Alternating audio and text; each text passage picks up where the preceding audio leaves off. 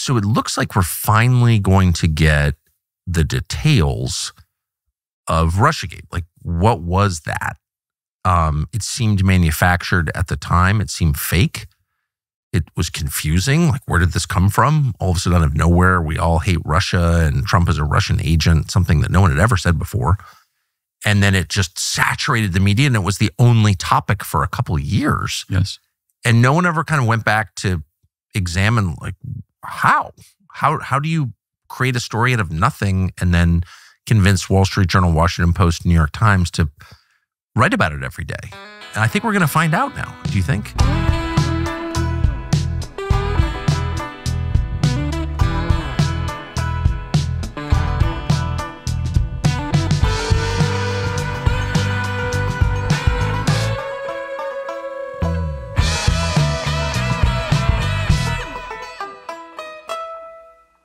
Well, great to be here, Tucker. Yeah, I hope so. Yeah. Sorry, Charlie.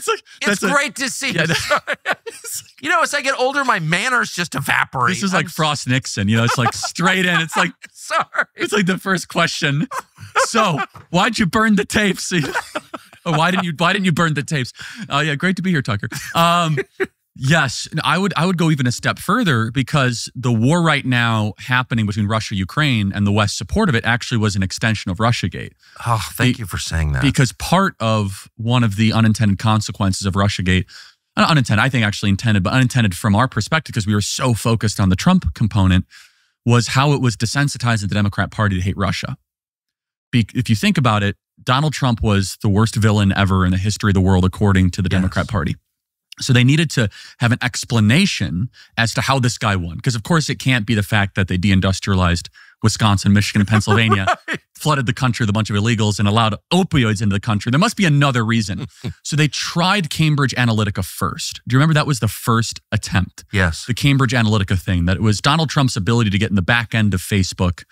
That's why he won. But that didn't really satisfy the Democrats. And so simultaneously, we know this because the Russia narrative came ex nihilo. It came out of nowhere. And that's the way it felt. I was completely confused. And Tulsi is getting to the bottom of it. And I'm not going to pretend to know all the details of what she's working on. And I've been cheering her on, sending her text messages saying, you go, Tulsi, you go. Because it's so wrong what happened to President Trump and so wrong what happened to our country. But when you think about it, it desensitized the entire Democrat Party to then have a very negative view of Russia, even beyond a normative Western view of Russia, as if Donald Trump is an attaché of the Kremlin. And if you hate Trump, you therefore must also hate Putin and Russia. So fast forward to Putin's invasion of Ukraine, you had the entire Democrat Party and the base of the Democrat Party that used to be anti-war, that used to be where the Ben & Jerry's guy was. You had him on your show. It was great.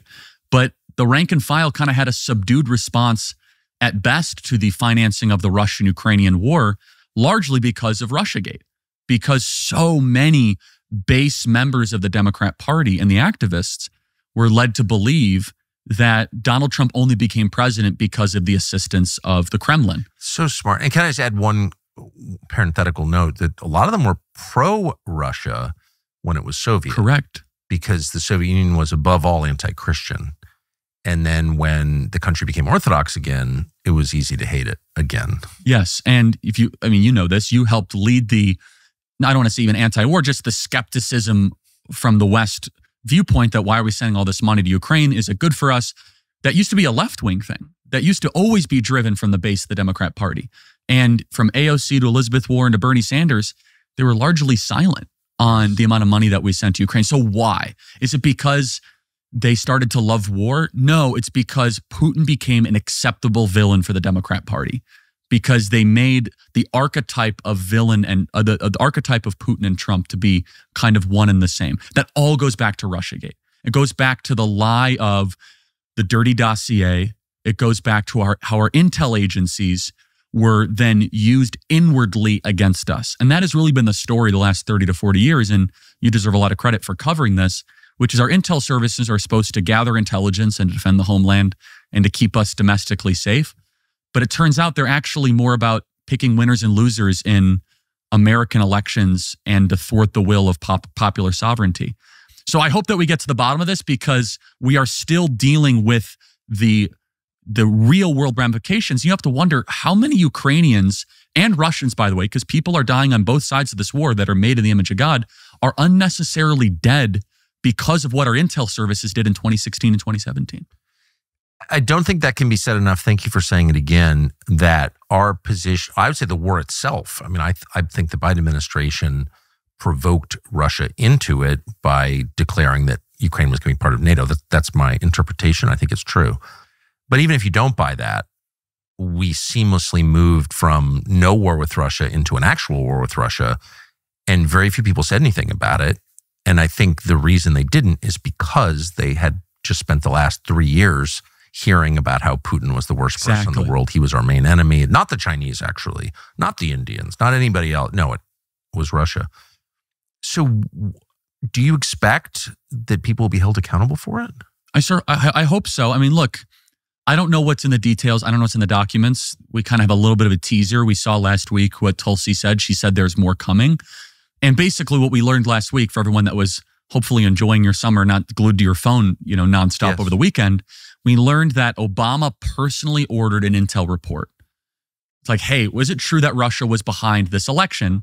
And from my understanding, the report said, no, Russia was not behind this election, did not manipulate votes. Trump was not elected because of Russia. This was in December of 2016 in a private classified intel briefing. That is now declassified thanks to Director of National Intelligence, Tulsi Gabbard. What is even more chilling, though, which goes back to Peter Strzok and Lisa Page and James Comey, is how the FBI and the CIA seem to be working on the same page. The FBI was almost doing the domestic bidding of the CIA. And you have to wonder how much of this Russiagate situation was the insurance policy that Peter Strzok famously put in his text messages. Remember, he was going back and forth with his, with his lover, Lisa Page, where he was saying, hey, don't worry, we have an insurance policy. You have to wonder what exactly was that. And my contention is that that was the Russiagate situation, that they had this dossier paid for by the Democrat Party with Clinton funds to then illegally be able to spy on the Trump campaign. As an extension of that, create this entire narrative. And, part of what also needs to be said is how much of Trump 1 was stolen from President Trump and the mandate of the people because of Russia. It's very funny. I was thinking about where was I and where were we as a country back in July of 2017, 6 months into Trump's term back in Trump 1. We had Jeff Sessions basically completely sidelined because of his, I have to recuse myself. And honestly, an unnecessary recusal. I think that he never should have recused himself. We had Bob Mueller popping up. Let me just say that whatever you think of what Sessions did or why he did it or whatever, I'm probably the only person willing to give him credit for, a good faith mistake. I think it was obviously a mistake. And he was also great on crime, by the way. Sessions was actually really good on violent crime, but that's Everyone a separate issue. But yeah, beats up on Jeff Sessions. I know Jeff Sessions very well. Jeff Sessions is no liberal.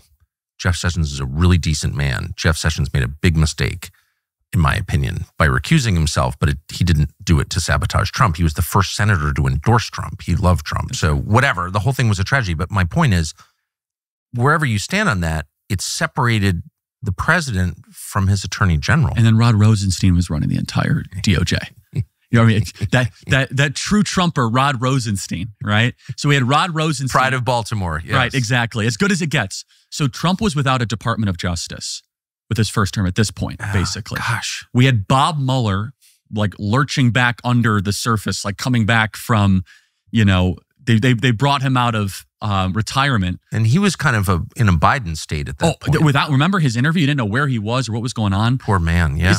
I just have a side note. We're learning kind of how the modern technocratic Democrat Party works, which is bring an old guy with an amazing biography by DC standards. But who happens to have dementia. Yeah, just put him in the chair, and then all of these 30-something lawyers that went to Yale and Harvard will do all the work. It's kind of how a technocratic state works. But anyway, think about where we were in Trump 1, which I think is really important, and how we're in a profoundly better position we are today. The first year of the Trump presidency and then year 2 or 3 were largely stolen by this whole Russiagate situation. Is that President Trump was constantly on defense. He was constantly having to defend himself. He had Mueller looking into Manafort, looking into Cohen, looking into all of his close associates, which of course the report came out and showed no collusion, and all stemming from a lie. And that's the kicker. So to answer your question, I hope people start to go to jail. We need perp walks. We need handcuffs. We need mass arrests, because you're not allowed to steal precious time of a presidency away from the American people that otherwise would have been spent on governing. You have such a good memory. One of the advantages of and we did no prep on this. 31. No, not at all. I just threw 10 it at seconds you. before I said Russiagate. I'm impressed. The recent threat of foreign wars has turned news coverage in this country away from what's happening in the United States, and we're certainly part of that. The downside, unfortunately, is that it plays into hands of the worst people. The establishment don't want you focused on the United States because that's a threat to their control. The more closely you look at what they're doing, the more angrier you're going to get, and they're getting rich off what's happening here. The health of everyday Americans is one of the issues that we ignore. More and more people seem exhausted, anxious, foggy, overweight. Testosterone tanking in men is one of the causes of that, and there are a lot of others as well. The medical system just shrugs this off and pushes, of course, more drugs. But that doesn't solve the problem. It hasn't. Joy and Blokes will. Their clinic delivers hand-guided, expert-guided care for hormone health, longevity, cutting-edge peptide therapy. You don't have to leave your house to get any of it. You pair that with their smart supplements, which are fully personalized and have over 3 billion combinations, and you get actual results with no gimmicks at all. Go to joyandblokes.com to get 20% off all their products and their therapies. They're also offering a free 15-minute health coach consultation for anyone who's got questions. Start feeling like yourself again, stronger, sharper, and built to last. joyandblokes.com/Tucker. Root cause medicine, the way healthcare really should be. And I'm remembering everything you said, and everything you said I think is correct. I also think it's just important to know that federal intel and law enforcement agencies are not allowed to form their own separate, unaccountable government and run affairs of state.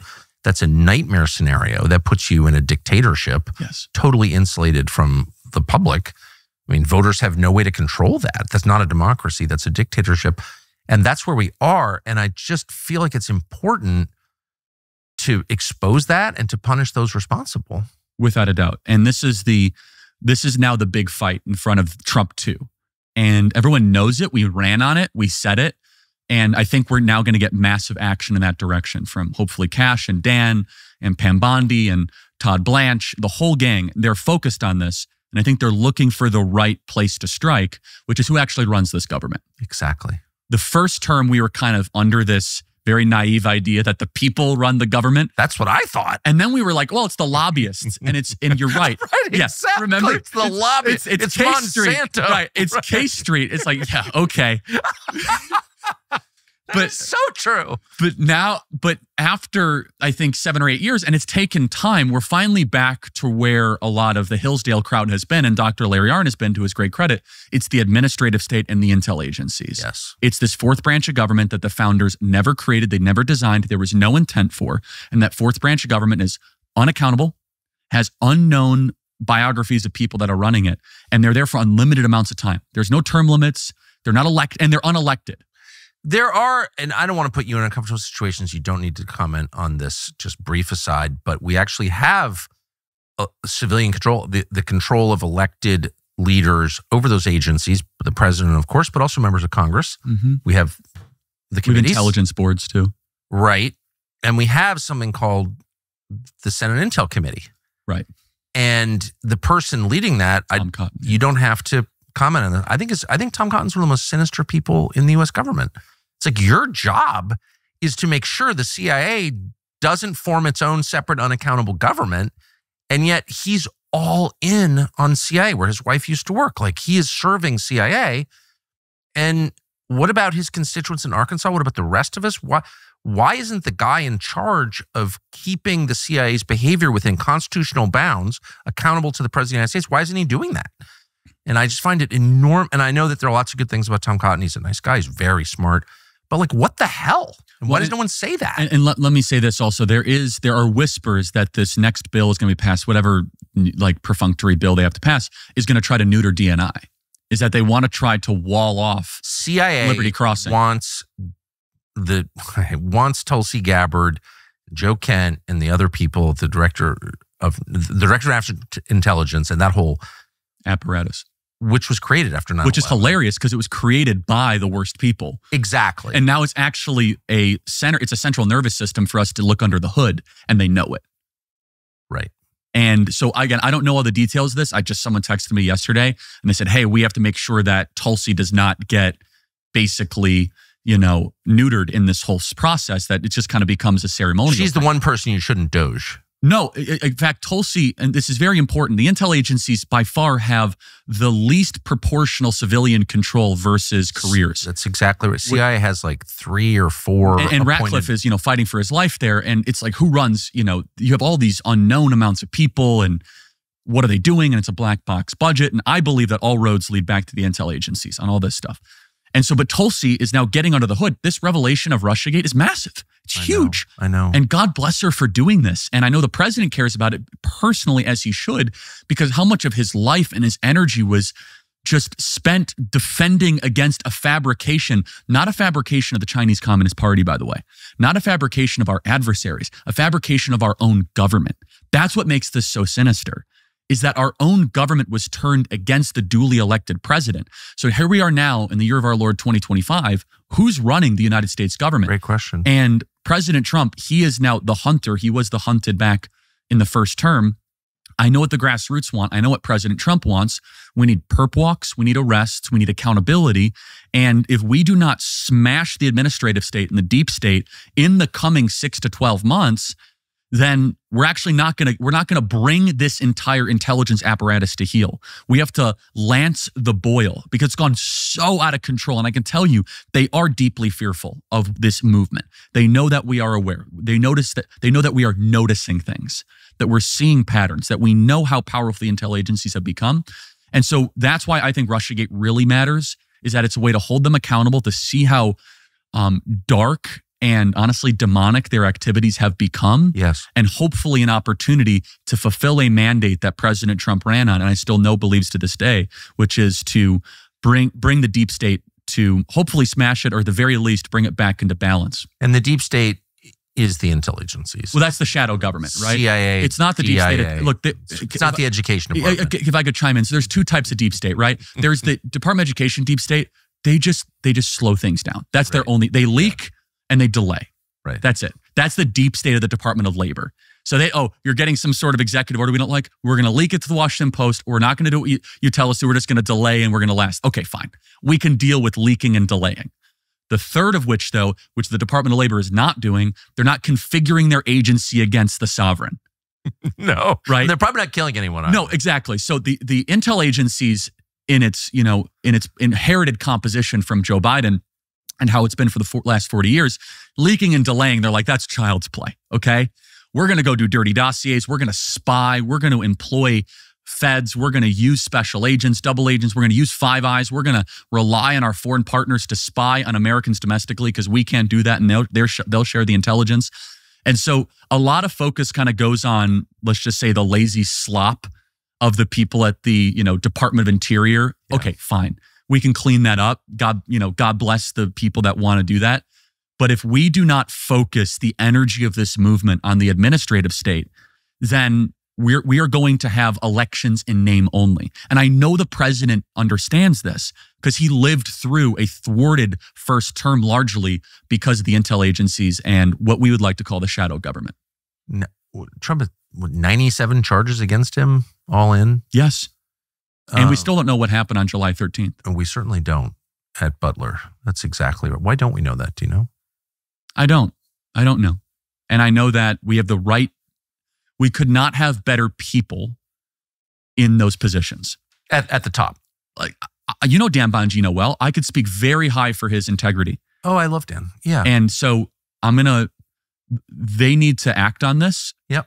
And I don't have much more to say than that, but I don't know. FBI needs to, and I think specifically the FBI on that.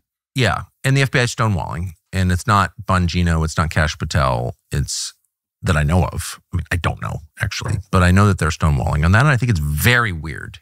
They still can't get into Crooks's devices. The whole thing is so bizarre. Really? Because they can read my text messages, I notice. they can read your signal messages. And they have. Which is even worse than text messages. I haven't even shot anybody. I will, yeah, you're not Dick Cheney. I will go a step for, I try to not spend too much time on July 13th. Yeah, I because agree. It's bad for my brain. I totally agree. It's so weird. It's so bizarre. I like spending time with my wife and my kids. And I try to have a very focused subset of issues that I get passionate about. That's how I feel. Things that I can't get to answers on will drive me endlessly insane. So I want one day to find out what happened on July 13th, because by only the grace of God and by a millimeter is Trump alive and is Trump president. If you can murder presidential candidates, it's not a democracy, obviously. So and get away with it. And get away with it, right?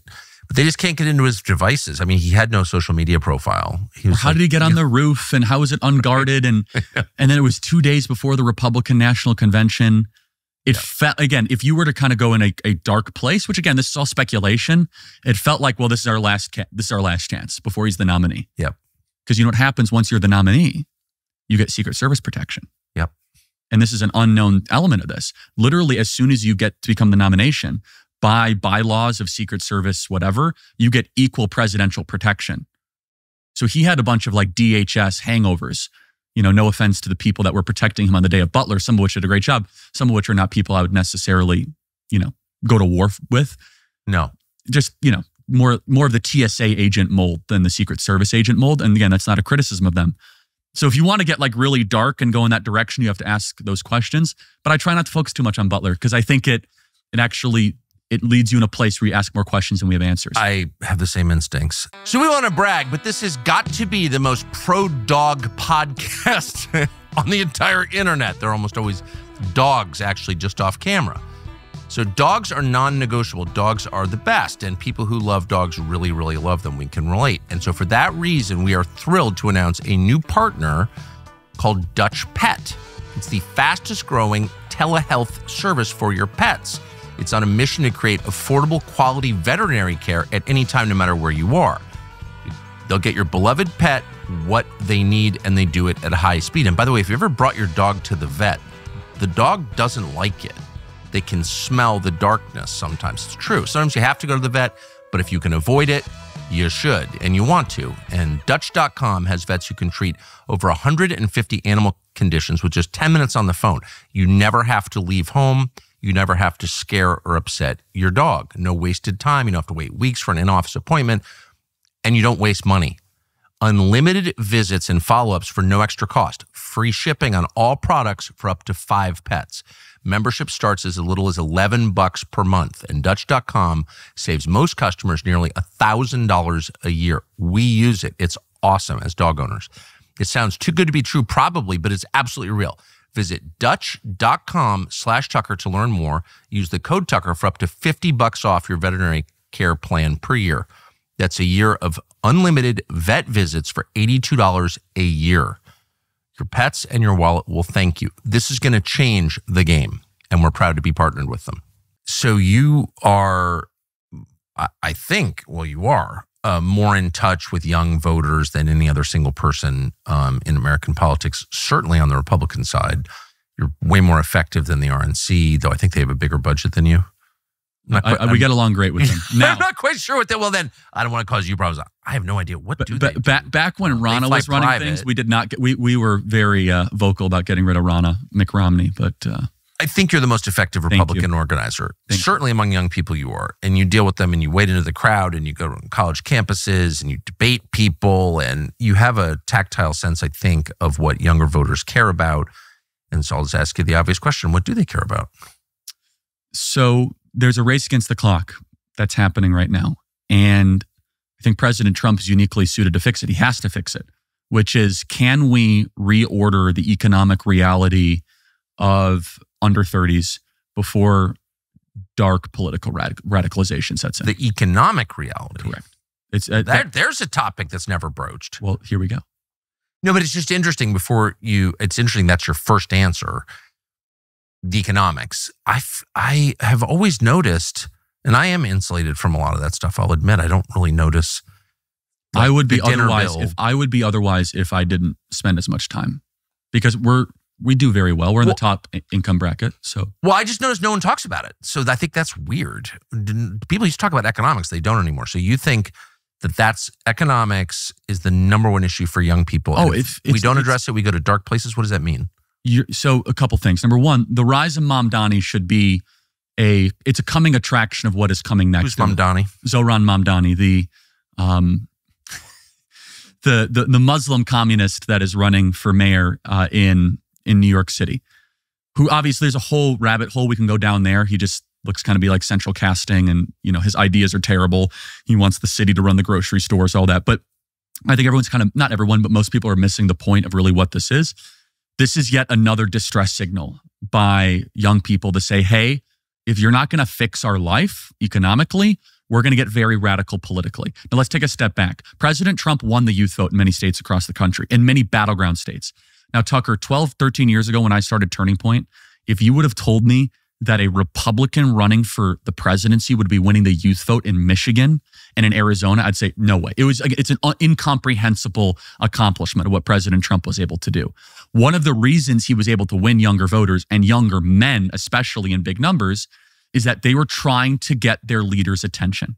They said, hey, this guy, Donald Trump, he is pledging to go fix our economic anxiety. He is loud. He is going to get your attention. Donald Trump was a distress signal by a lot of young people, especially young men, that were stuck in a credit-centric renter economy.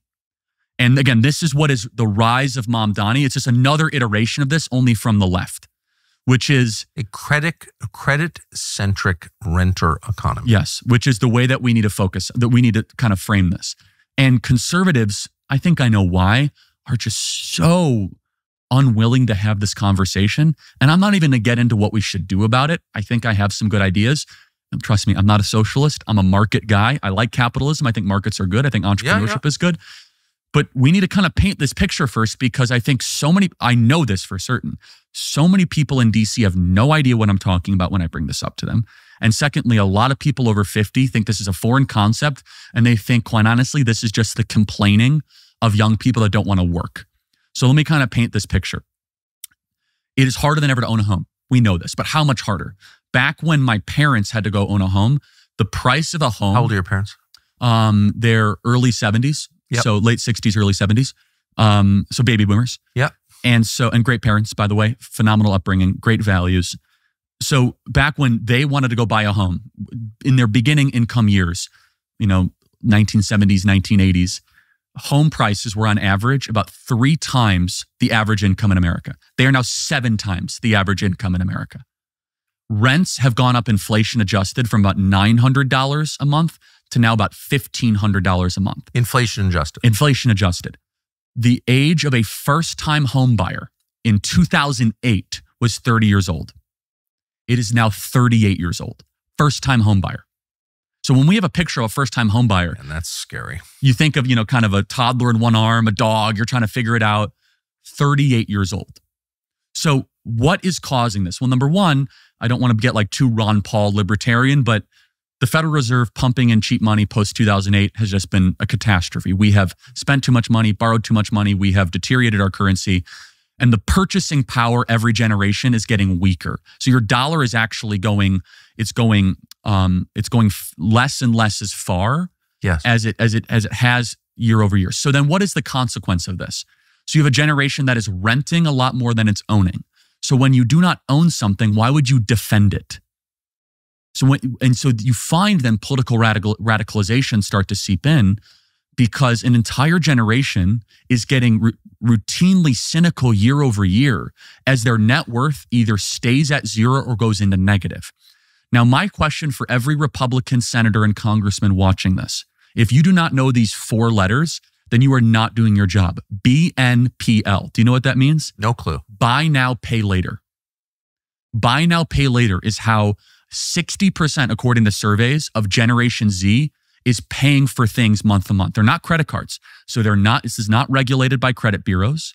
It's not regulated with credit checks. It's basically anything from Amazon to Instacart, groceries, clothing, furniture. You can finance anything. It's BNPL. It's run by 3 main companies: Klarna, Affirm, and Afterpay. And essentially, you're 21, 22 years old. You can split a pizza into 4 payments. Sounds great, right? This is the modern tech economy. Buy a pizza on credit? Yes. Happening now? You You can go to Instacart right now and either through Klarna, Affirm, or Afterpay. Those are the three big actors. These are non-credit regulated bureaus. Shut those fuckers down tomorrow. No, I'm serious. I'm so offended. Here's a depressing but true statistic. Nearly half of American adults say they would suffer financial hardship within 6 months if they lost their primary income earner. That's a telling sign that people are living on the edge. Many of them, the economy's fragile. That's true for millions and millions of people. What do you do about it? Well, life insurance is one of the best ways to protect yourself from potential hardship. We recommend Policy Genius to get it. Policy Genius's plans offer life insurance policies starting at just $276 a year for $1 million in coverage. It feels complex to buy life insurance. They make it really easy. They help you compare different quotes from the market's top insurers so you get the lowest possible price, the best deal for your family. Policy Genius lays out all of your options really clearly. Coverage amounts, prices, terms, no guesswork at all. It's all very clear. They handle the questions, they handle the paperwork, they advocate for you throughout the process. So if you don't have life insurance because it seems too complex, they are the answer. Your family's future could be guaranteed to a great extent with Policy Genius. Go to policygenius.com/Tucker to compare free life insurance quotes from top companies, see how much you could save and to what extent you could protect your family. Policygenius.com/Tucker. And by the way, two of them are foreign companies, just so we're clear. One is a Swedish company and one is an Australian company. I did a deep dive into this. You can buy a pizza on credit? Yes, you can buy almost anything on credit. Concert tickets, you can buy. So when I'm a big sports fan, I'm a huge Chicago Cubs fan. You know, it's just fun. I grew up in Chicago. When I go to buy tickets at Wrigley Field, they say, finance this over the next 3 years using Klarna. Actually? Yes. Concert tickets, Taylor Swift tickets. So what you have is a workaround. What's the collateral? There's no credit score, so it's just you. It's like your Social Security. They're collateralizing you. So it's very high risk for the quote-unquote lender, but they have the late fees and the penalties make these companies eventually whole because they know they got you. And again, this is not regulated by traditional credit bureaus. So the federal government has not really waded in on this yet. And again, you could. I'm just like your younger folks can affirm everything I'm saying. I'm not right. Am I correct? I'm not making any of this up. It's BNPL. So when I sit down with a Republican senator, I never think of myself as out of it or not in touch or whatever. I flatter myself that I've got my thumb on the pulse of the country. I am shocked. I've heard people refer to this. I didn't realize if you can buy a pizza on credit, someone needs to. But here's the kicker. And your groceries. The belief is that Gen Z is doing this to live above their means. Most are actually doing this to meet their means. So that's the definition of predatory. Right. And so again, this is not structurally healthy debt. So there's an argument for debt if you have a mortgage, because the whole system is kind of rigged towards mortgages. Of course it is. You could deduct the interest, the asset price goes up. It's hard to get off the mortgage addiction. I did it, but there's an argument for it. You take your lumps if you don't have a mortgage. And I think there's an argument that's actually an okay and you could reconcilable type of debt. I know smart people have mortgages. If you are in investment banking and you have student loan debt and that student loan certificate, that credential got you the investment bank, okay, you bet on yourself. Maybe that's justifiable. Again, I'm very anti-college, as you know. There's really no place where you can make an argument that financing your Whole Foods order is good for you. But to do that to young people who really, I'm 56 and I'm still terrible with money. It's hard. It's hard. And I don't think I'm not lazy and I don't think I'm profligate, but I also think I'm easily fooled because I'm distracted. And if I was 21, imagine how much more unsophisticated I would be and how much more vulnerable to predatory behavior like that. And everything is so easy because everything is digital now. That's an awful thing to do to young people. And it creates a subterranean debt market that a lot of these young people think this is how you pay for stuff. They haven't been educated otherwise. They're like, oh yeah, I'll just, pay for that meal in 5 installments. What are the interest rates like? They can get very high. I don't want to speak out of turn, but they can get to be double digits, right? And so that's really where they get you is the late fees. This is bonkers. And so it's not regulated by traditional APR. So it's a gray area. And I think people are finally waking up. So, hey, Republicans. Can you tell me the name of the 3 companies again? So it's Affirm, Klarna, and Afterpay. Afterpay, which is the American one. I believe so, yeah. So one of them was bought by Box and is operated by Square, which I believe is Klarna. I don't want to speak out of term here. One of them was, it's still Australian run, but it's run by Box. It might be Afterpay. Someone can fact check me on this. But those are the three big actors. And they've kind of just gone below the surface. So we create all this economic anxiety by pumping the system with cheap money. Everything gets more expensive. Meanwhile, we have millions of young people that are financing their Coachella tickets, but it's not through credit cards. Because in credit cards, we have a very regimented, regulated system. I think the credit cards are a disaster, and we need to kind of figure that out. But this is a totally different thing. And so what they've done is they've tried to create a loophole. And federal regulators are slow, as they typically are. And they're like, oh, no, this is not credit cards. This is something else. This is like a repayment thing. It's like buy now, pay later. And it's the opposite of what built the West. What built the West is work now, pay after. So you're going to pay, meaning we will enjoy things later. That's what built the West. This is like enjoy things now and pay for it later. It is a... You know what I don't like about conservatives, and I am one, is that it would never occur to some of them that there are two sides to the story. It's like immediately, they blame the people who are, buying Coachella tickets on credit, which I get. You shouldn't buy Coachella tickets on credit or your pizza or your Whole Foods order. I totally agree with that. That's stupid. But it doesn't occur to them that there's another side, that the people loaning the money are taking advantage of the dumb people borrowing the money. That both are culpable. And by the way, I think the people with more power and more wisdom are probably more culpable, act morally, than the people who are. In other words, are we matter at the drug user or the drug dealer? Well, and then also, typically the dealer, but conservatives look at all economic arrangements and they never blame the dealer. And I don't know what that is. Like, how about we'll blame everybody? It's bad. I think the reason, and it's a tick within the conservative movement, is that all of a sudden we're Marxists if we do that. And I think that no, I'm not saying, I don't believe that. No, but you're absolutely right. I think that I'm a racist if I don't like mass immigration. Well, I don't like mass immigration, but I'm not a racist. I don't like this, and I'm not a Marxist. Right, exactly. It's just name calling to stop you from raising the question. It's thought terminating cliches, is what it is. So good, right? It's stop thinking it, because we're gonna terminate your thought by calling you a Marxist or whatever. And do I think this should be illegal? I don't know. Probably. I need to learn more about it. All I'm saying is I am here as a messenger of the next generation. I'm telling you, this is bad. This generation can't own anything.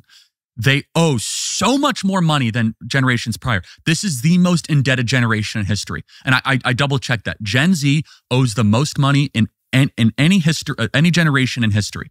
So we wonder why. Then all of a sudden, hey, you want to go buy a home now at the age of 38, your credit score is destroyed. Your spending habits are terrible. You don't want to save, and you don't think you should save. And you know what I hear from some of them is they say, well, why should I save when what I saw around me is that you need to get into this economy and spend because the savers got wrecked in 2008. Again, that's an oversimplification, but there is economic nihilism that is set in to a lot of this next generation where they're not participating in any of the upside right now, any of the upside of the last 5 years. In fact, they're only seeing the downside. They're seeing their apartments get smaller, their rents go up, their groceries get more expensive. Now, mind you, I think President Trump is, again, he's uniquely positioned to solve this. I think that his one big beautiful bill is going to help, and I think growth will help this and lowering interest rates. But let me just say, though, why do I say it's a race against the clock? And here's why it should concern conservatives. Because when I'm at dinner parties raising money, some of our donors are a little indifferent about this. They'll have kind of like a, hey, pull yourself up by the bootstraps attitude. That's hard to shake. I don't have that attitude. I actually have a lot more compassion for the 23-year-old that is working a double shift and can't afford anything. But even if you don't care about them, you're not going to like the politics that comes next. But how did we wind up on the side of the money lenders? I mean, at no other time in history is that considered a virtuous business at all.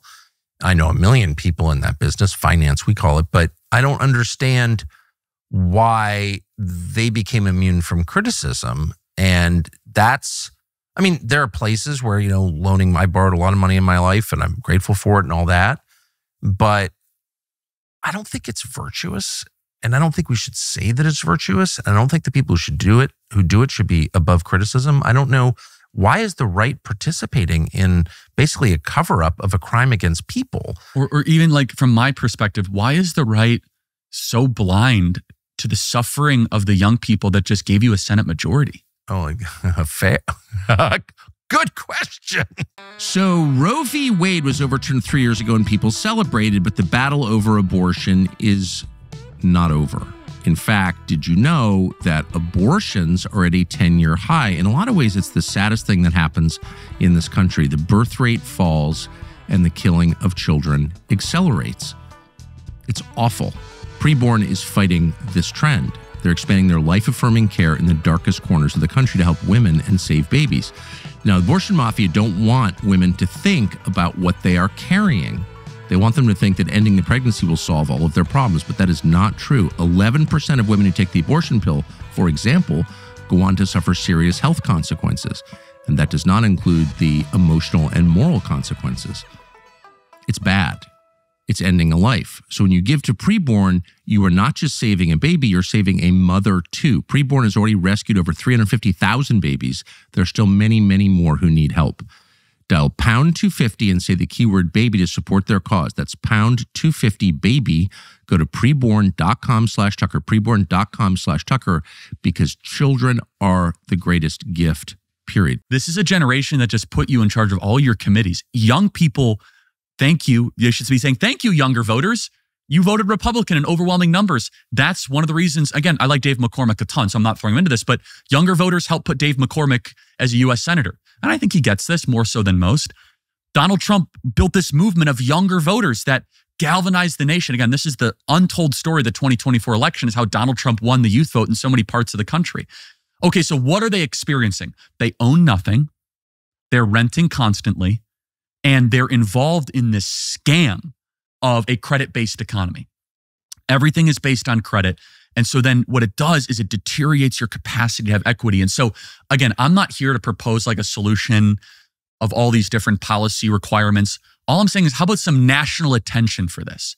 How about there's going to be we have a conversation about it? There's going to be a policy solution imposed on the rest of us, which is just stealing your stuff. Well, that's the thing. So that's what this is where the continuum, whatever you want to call it, the spectrum, whatever DC term, we're here in kind of, again, I am a market guy. I like private property. I agree. I like trading. I like when I meet someone good at their craft and they're a carpenter or they're a small business owner.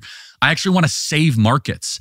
And if we don't do something about this, you're going to get a Venezuelan-style youth-led revolt. Exactly right. And I am not exaggerating, because what I see right here is with this next generation, younger voters, young men in particular, they're going right. They hate all the cultural stuff. The trans stuff's driving them crazy. The hyper-feminization of the economy, which we should talk about, because I want to talk about that. The whole economy's become feminized the last couple decades, and no one has the courage to really talk about it.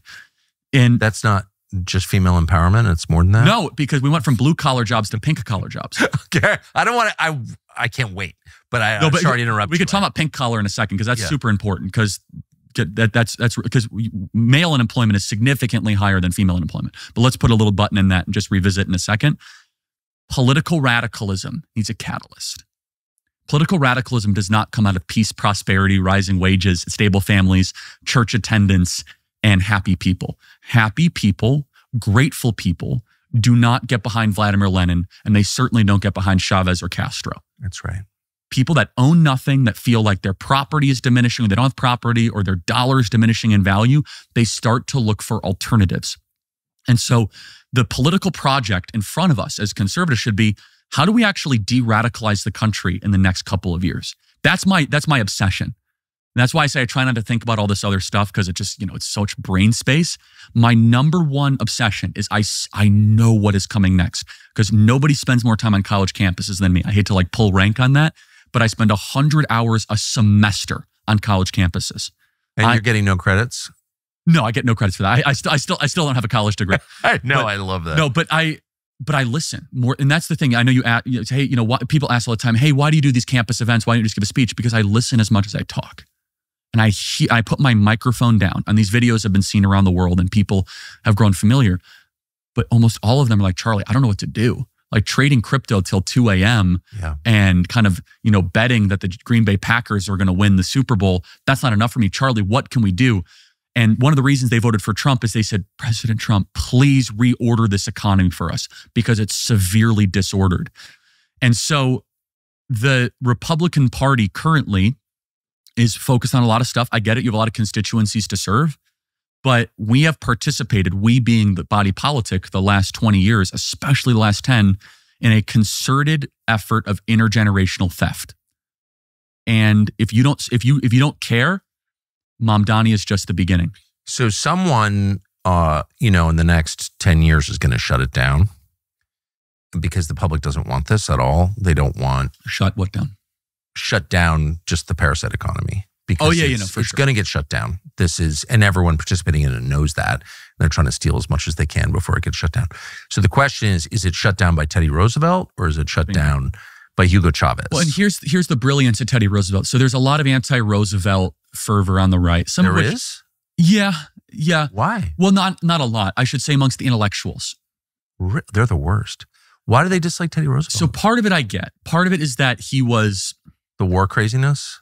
Well, actually, it's funny. He actually ended the Russo-Japanese War. I think he got a Nobel Prize for it, if I'm not mistaken, right? Yep. Did he get a Nobel Peace Prize for it? I don't know. But anyway, he deserved one. It was a bloody war. No, some would say that Roosevelt began the progressive era. I think that's an over description. I don't want to get into that because I'm not that interested in that. What I'm interested in, though, is how Roosevelt was one of the few powers to successfully manage the transition from the farms to the factories. And that's hard when you think about it. You have your entire population that is moving into cities. That transition, if done incorrectly, creates a ruling class that is untouchable. So Roosevelt was like, actually, I'm here to save capitalism. I'm here to save markets. And he did. And that is the enduring legacy of Roosevelt. Obviously, the national parks, which my wife and I are enjoying right now, and the untouched beauty, which I think is amazing. And just the fact that he was a hunter and outdoorsman and like a man's man and super masculine and all that was awesome. I don't love the fact he ran for president in 1912 out of bitterness, but that's a whole separate thing. He gave us Woodrow Wilson because of that. It's hard to decelerate for guys like Teddy I know the type. Yeah, I do too. But his legacy that I want us to, the Rooseveltian, whatever, I don't think that's the right term. Let's coin it. Let's coin the Rooseveltian energy or aura, to use a Gen Z term, is, hey, don't be ideological. Have a prudential aim. What do we want? We want an ownership economy. We want people that feel invested, that have real equity. So how do we get there non-ideologically? Because we actually want to preserve markets because we want a country.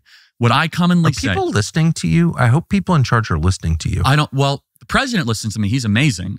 People in Capitol Hill don't listen to me very They need much. to listen to you. What you're saying is true. Well, thank you. And I am...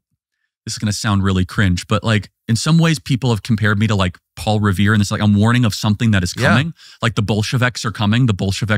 I wrote a book on this and no one paid any attention. Well, I did. But No, but I'm saying it's gotten so much worse and your explanation is so much more vivid than anything I came up with. And you have the credibility that I did not have, which is someone who's, doesn't have a college degree and is constantly on college campuses. I hope they're listening because this is the story. This is the biggest story happening that has not yet happened. And that's what I always say, is that it's happening, but it hasn't yet happened on the front page. And when it does, don't be shocked when all of a sudden people are calling for a 75% wealth tax. It's happening. And they want a 50% tax on capital gains. That's totally right. And so what Roosevelt, just to complete the Roosevelt point, is that when you know what you want and you can aim towards it, you can shed yourself off the bumper sticker logic. Yes. And you can get towards something practical and prudent, real and beautiful. The best leaders in American history, the ones that are underrated, honestly, the Roosevelts and the Eisenhowers, they were non-ideological. Exactly. They were nationalistic. They were America first. They loved the country. And they weren't like caring about whether or not they were fitting a mold of a think tank white paper. And TR was a sincere Christian, Yes, and I believe Eisenhower was as well. I don't know. So the statesmanship dilemma of today is, can you either challenge or convince, because you have one of the others, the ruling class, that this is necessary. And I don't think convincing is going to work. No. So you have to challenge them. And hilariously, it's actually the best thing for them. Yeah. Because otherwise, they're coming for their mansions. And they're coming for their assets, and they're coming for their companies. And I don't want to live in that country. I do not want to live in South Africa. I don't want to live in a resentment, bitterness country where I have to drive around in armored cars all the time, and I can't leave my house after 10 p.m. Especially, we don't even know who lives here. Well, that's a whole other component. No, but I'm of just this, saying but that makes it more volatile. So if there is a severe economic contraction, and of course at some point there will be, you're not going to have a civilian conservation corps. It's like, because the country's inherently not united and citizens have nothing in common with each other. And like, we're a nation of strangers. Who are my neighbors? They don't even speak my language. They don't know what the Civil War was. We're not on the same page on any level. And they have expectations that are totally unrealistic because they were getting free stuff the second they got here. So like, man, this is an emergency, I think. Yes, and it is a volcano waiting to explode. I mean, any one of your metaphors that you could put in, but we are a nation of strangers. The ties that bind us together are purely economic. If you think about it, it's not language, it's not culture, it's not religion, it's not, shared history. It's not any of that. We have, and this is the distinction, it's the dichotomy. I ask Republican leaders all the time, because voters get it. That's the thing. Do you want to be a country or a colony? What do you mean? Well, tell me the difference. Because I could tell you what a colony is. A colony is a place where everyone just kind of comes and they trade stuff and you have a good time and you kind of go in your own little corner, but you have nothing in common. It is the reverse colonization of America, which is the greatest of all ironies, right? Because we tried to do the colonization thing, but we are colonizing ourselves. You think about it, because we really don't have much in common anymore. We're kind of in our own little corner, and all that unites us is the dollar bill. And we're told that is the most important thing. Well, what happens when the dollar bill then shreds? You see, economic volatility is survivable if you're a nation of neighbors. Exactly. Because then you go to church and then you have commonality and you kind of bind together and you figure it out. Like the Great Depression, for example. We survived that because we were a different people demographically. We were different religiously. But when you're a nation of strangers filled with third worlders that don't really understand what this country is about and they're just here for free stuff socialism, watch out. This, again, I don't like the term emergency. I'm not challenging on it only because I don't want to do the Greta Thunberg thing where like the sky is falling. Agree. You know what I mean? It just drives me crazy, the over-catastrophization of American politics. It needs to be addressed immediately. But it will become an emergency. Like it is a canary in the coal mine. It's a harbinger. It is a sign. It's a warning of things to come that if I get 10 minutes with somebody, I think I can convince them it's kind of a problem-ish. But then as a step further, it has all these other secondary problems and third and fourth tier problems like birth rate collapse and marriage issues and young men not participating in the labor force. And then you don't have a civilization. And so I guess that's a long-winded way to say that almost every politician, when they run for office, will give some sort of euphemism, some sort of thing. I'm doing this because of my kids. And they bring up their beautiful family up on stage. You've seen this, 500 times. Are you really doing this for your kids?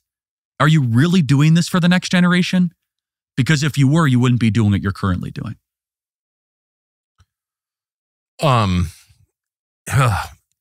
This is just settling hard on me because you've confirmed and put a much finer point on a lot of things that I can intuit, I can smell, and to some extent see. But so when you talk to college kids, the first thing they bring up is money. No, not always. I mean, I shouldn't say that. I mean, sometimes it's abortion, sometimes it's trans, sometimes it's foreign policy, but the undercurrent of anxiety is economic. I do get more economic questions than anything else, for sure, but I don't want to oversimplify. But let me also divide this into two different categories. So young women are doing much better in this economy than young men. For the first time in the last 30 years, young male unemployment's around 7%, young female unemployment's around 4%. So we are seeing the creation of kind of the lost boys. They're disappearing. They're leaving the workforce. We don't really know what they're doing all day long. You and I can speculate, but they're not. They're not reading. They're not reading Montesquieu. If you have a whole society organized around hating white men, should it shock us that they're being destroyed? No. How is this an accident? No, it's a deliberate, intentional campaign. And so what I find, young men are flocking to our events and they want meaning and they want purpose. And some of this is values. I don't want to say this is not all economics. I want to be very clear. But some of those, You're making me so radical that my first thought was, make them a militia, Charlie. No. Harm them. No, sorry. But disavow. No. Disavow. You disavow that yes, completely. That's right. I'm the lunatic here, not you. You are you've got a future. Yeah, okay. But so I mentioned this earlier. I want to dive into this. The entire economy has become hyper-feminized. The education system has become hyper-feminized. I'm sure you've heard those arguments. Well, we know that. A lot of kids. Again, sit still, do what you're told, right? Read the hyper-feminine books. But you think about what are the jobs that have had the greatest emphasis of the credentialing, which basically is what college is. It's just a massive credentialing exercise. They're not the more masculine jobs that we need, which is like industrial engineering, or they're HR managers. They're norm enforcers. They're empathy driven. They're sociologists or DEI czars. And so thankfully we're finally pushing back on DEI. But a young man doesn't want to go be an HR manager. I mean, they would rather go to a WNBA game than be an HR manager. I mean, that's a strong thing to say. It's a coin toss. But I don't think they're allowed to be HR managers, are they? No, but that's a straight man. No, of course not. And so the entire economy, the push, the thrust the last decade has been, the growth has been in what we call pink collar jobs that men would rather sit at home and kind of just be, slovenly than be caught doing, because it's just so demeaning to how we as men are wired. They're not about creation or risk taking or value proposition or, boundary pushing. They're kind of about, well, here are the rules and the norms and we must enforce them. By the way, there is a rule. They're mom jobs. Exactly. And you know why they're mom jobs? Because these women aren't moms. Okay, now I think we need a militia, but whatever. Okay, now this is... No, because you think about it. Yeah, I have thought about it, but I haven't. No, but I haven't thought about it as deeply as you've thought about it. I'm connecting the dots. You are connecting the dots. Because why are these women play mom at work? Because they don't have kids at home. That's dark, man. It's true. So the effect is obvious. And all of this comes from economics. So those of us, not all of it. There's values too, of course, but to some extent, I just noticed that living in a predominantly black city and then spending part of the year in an entirely white area that had been deindustrialized, you saw lots of million differences. Well, there's no violence in the all-white area, for one thing, which I'm grateful for. Zero violence. But you did see similar family formation patterns where as the jobs for men disappeared, people stopped getting married. That's right.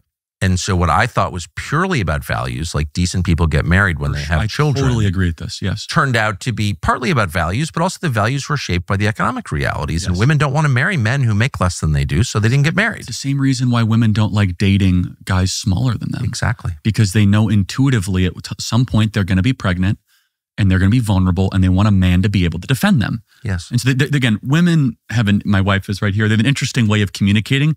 They won't put it as bluntly as I am now. So let me just kind of put it all out there.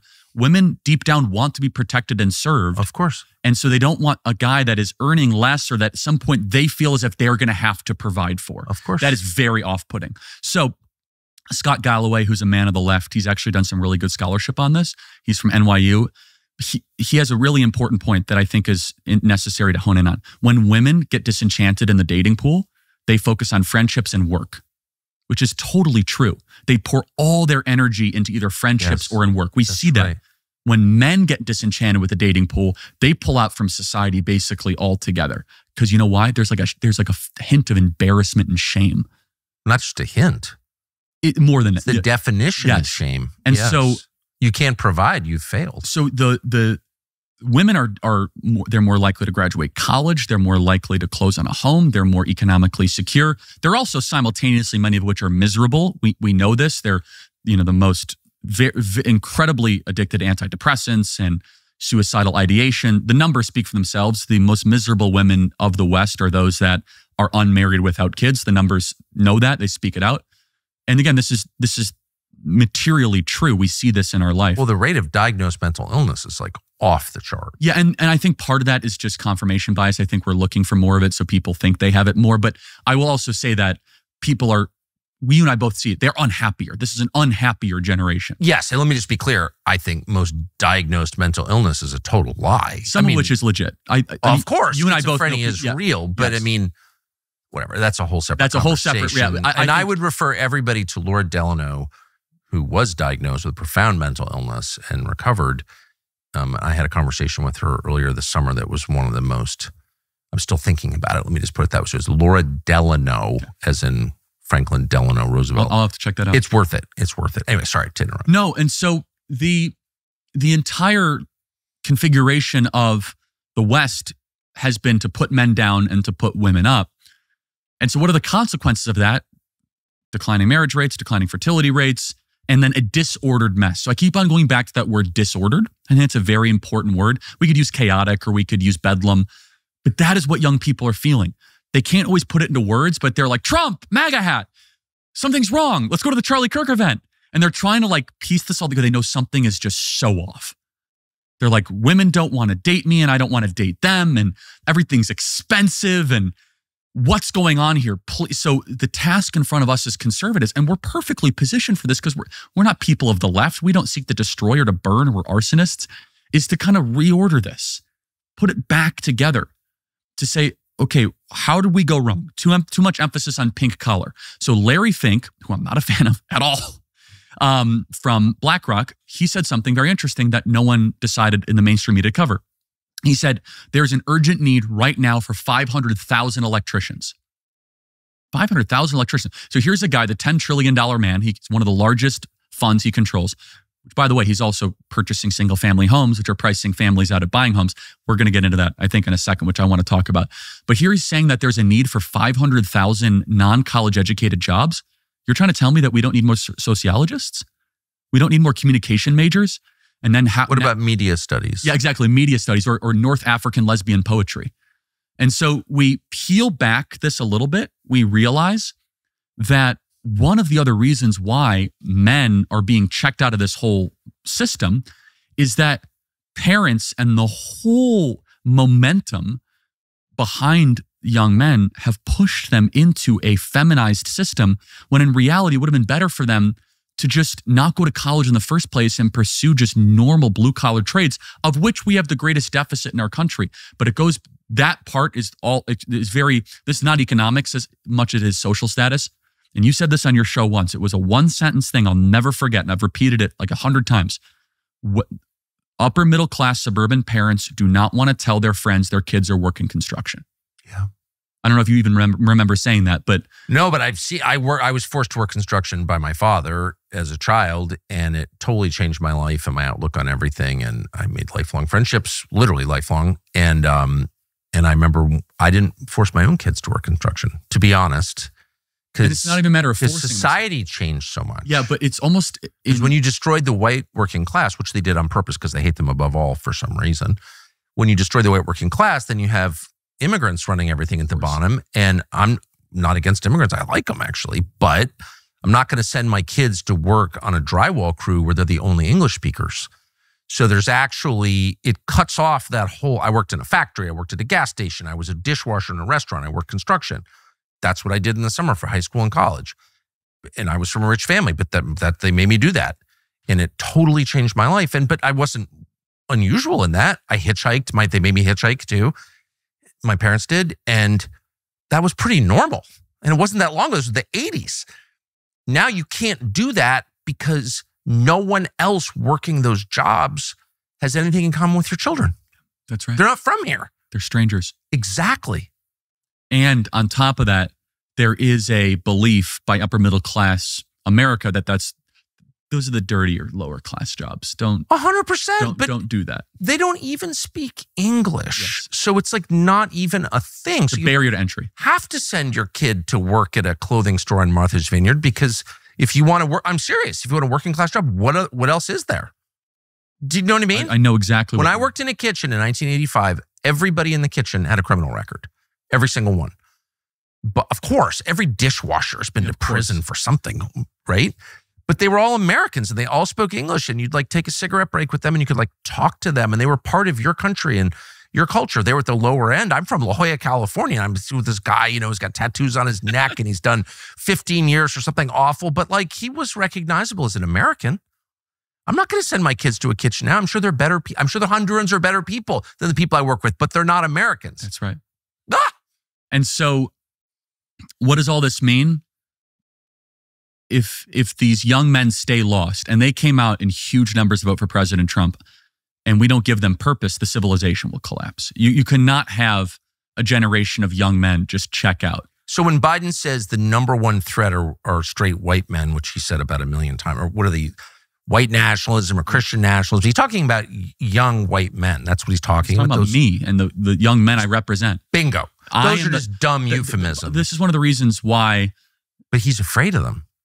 Of course. I get it. The power of, again, I hate this racialization stuff, but it's true. Too. They force the racialization card. For the record, of course. I don't look at people in terms of skin color, but when they start categorizing me and the young men that show up to my events as toxic because they breathe, you force the race card. So, but the power of young white men in this country, if they were motivated and purposeful, yeah, young white men helped us win a world war and get to the moon and split the atom. You better give him weed and fentanyl and benzodiazepines and DraftKings and porn just to kind of disable them so they don't rise up and eat you. That's what I would do. I'm just saying, like, if I were in charge of society, I'd be like, holy shit, I'm afraid of these guys. You're so right. And I try to, so I listen to your show all the time, Tucker. And sorry. When you say stuff like that, I try to challenge it. I'm like, is it really a centralized conspiracy? I'm like, no, it's a conspiracy of instinct. No, but then I'm like, I got nothing. But it's like, if you were trying to make the most, by the way, if you look at just the genetics of it, like I'm Scots-Irish, I'm like a very disagreeable, boundary pushing, like rebellious. I know my genetic type. And by the way, genetics matter. We should talk about genetics more. It's not racist to say that. So my genetics come from all the way, from Scotland, from the Maxwell clan, fought alongside William Wallace. But if you want to like kind of calm down that kind of Appalachia fighting spirit, man, you would do what you're doing right now. It's a Protestant spirit. I mean, let's just get. Of course, let's just get really honest about it. It's the people who founded the country were Protestants. I'm as pro-Catholic as anyone could be. My best friends are Catholic. I'm Calvinist too. Not against Catholics at all. I love Catholics. However, this country was founded by Protestants because they think for themselves, and they're the legacy. They're the heirs of Martin Luther, who took on the 1500-year-old church by himself. Totally. They are people who believe they communicate directly with God, that their conscience is more important than federal law. And they're really hard to deal with. And so you have to destroy them first. And they did. Well, they're not done yet. There's still a lot. And that's... Well, I know some. I am one. But by the way, even the young men that are currently lost, let's bring them back in. And that's what I'm saying. I agree. You can shed your addiction. You can give your life to Jesus. You can get your aim figured out. You can reorient your purpose. Again, Larry Fink is getting to something deeper. There's actually going to be a massive blue-collar need for all this AI stuff or whatever. We'll just import it. Well, that's the kicker. So that's where everyone, I refuse to accept the premise that we need a bunch of H-1B workers and a bunch of foreigners. Meanwhile, the men of this country are withering away in a basement because they've been told they're toxic and terrible their entire life. And so anyway, I feel a moral obligation to fight for the young men that show up to my event. And you could tell they're battered down. I mean, they've just been so suppressed by either the HR department or the pronoun policing or the hyper-feminization of their classroom. And they're like, I'm done. I'm not doing this. I'm going to go play video games. I'm going to check out. And is that the right move? No, they should not do that. They should do what, you and I do and get your life together. Don't be a victim. But they do it because you beat down a group of people so much over so long period of time. They're going to exit. They're going to cash out. We've just been trained to blame them, though. It's so wild. In all of our cinema, I find it also out of speed now. It's what I don't think a conversation has pissed me off as much as this one that I can remember. Well, I hope I'm not pissing you off. No, you're just what you're saying is true, and that's why it's upsetting me. But I'll even say that about black people. I mean, I didn't grow up in a black neighborhood. I have a few black friends, a couple of good black friends, but I'm not like the voice of Black America. So it was easier for me to like 100% blame black people for all the huge problems, like the overwhelming problems of Black America. But now I'm like, and that's to some extent fair. I'm for blaming the victim sometimes, but I'm also for acknowledging that there are other forces and like economic forces really do matter, as noted before. And I just think it's so interesting in the people I know and grew up around with politically, like they will never mention how this happened in the first place. They'll never blame the company. I don't know how we got to this place where we have to defend the company. I've worked for companies. They're horrible. They're anti-Christian. They're anti-human. They're greedy. And, they paid my kids' tuition all those years. I'm grateful and all that. But they're morally neutral at best. At very best. So why are we defending them? I don't get that. Well, and at the very least, again, because wealth is important. We don't want to be a third world country, right? No, I'm for wealth. No, of course. We don't want to be poor. That should be like the operative. Don't be poor. Yeah. But at the very least, we shouldn't have a gut instinct to defend them. Like we defend companies as if we're defending our children. No, they did nothing wrong. That's so true. Harry did nothing wrong, or it's as if like you don't even know any of the facts, and immediately you're on ExxonMobil's side. I never even defend my own kids that way. Immediately you're on NVIDIA's side. And you're totally it's like, wait, hold on, let's have a presentation of what's happened here. And how did that? You're so much younger than I am, but you seem to have paid closer attention than I have, or been onto this more than I am.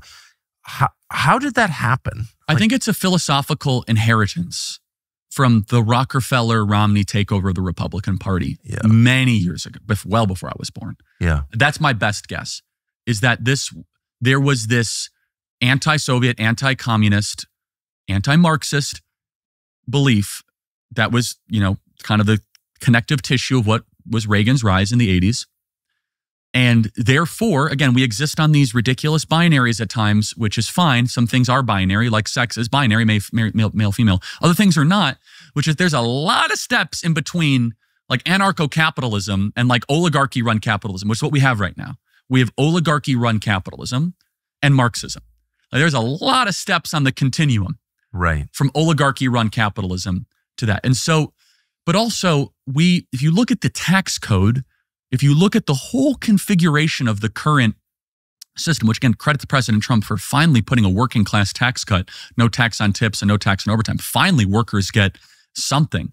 But the whole configuration of the tax code is really rigged towards the big incumbent actors and the top 1% or the Pareto principle.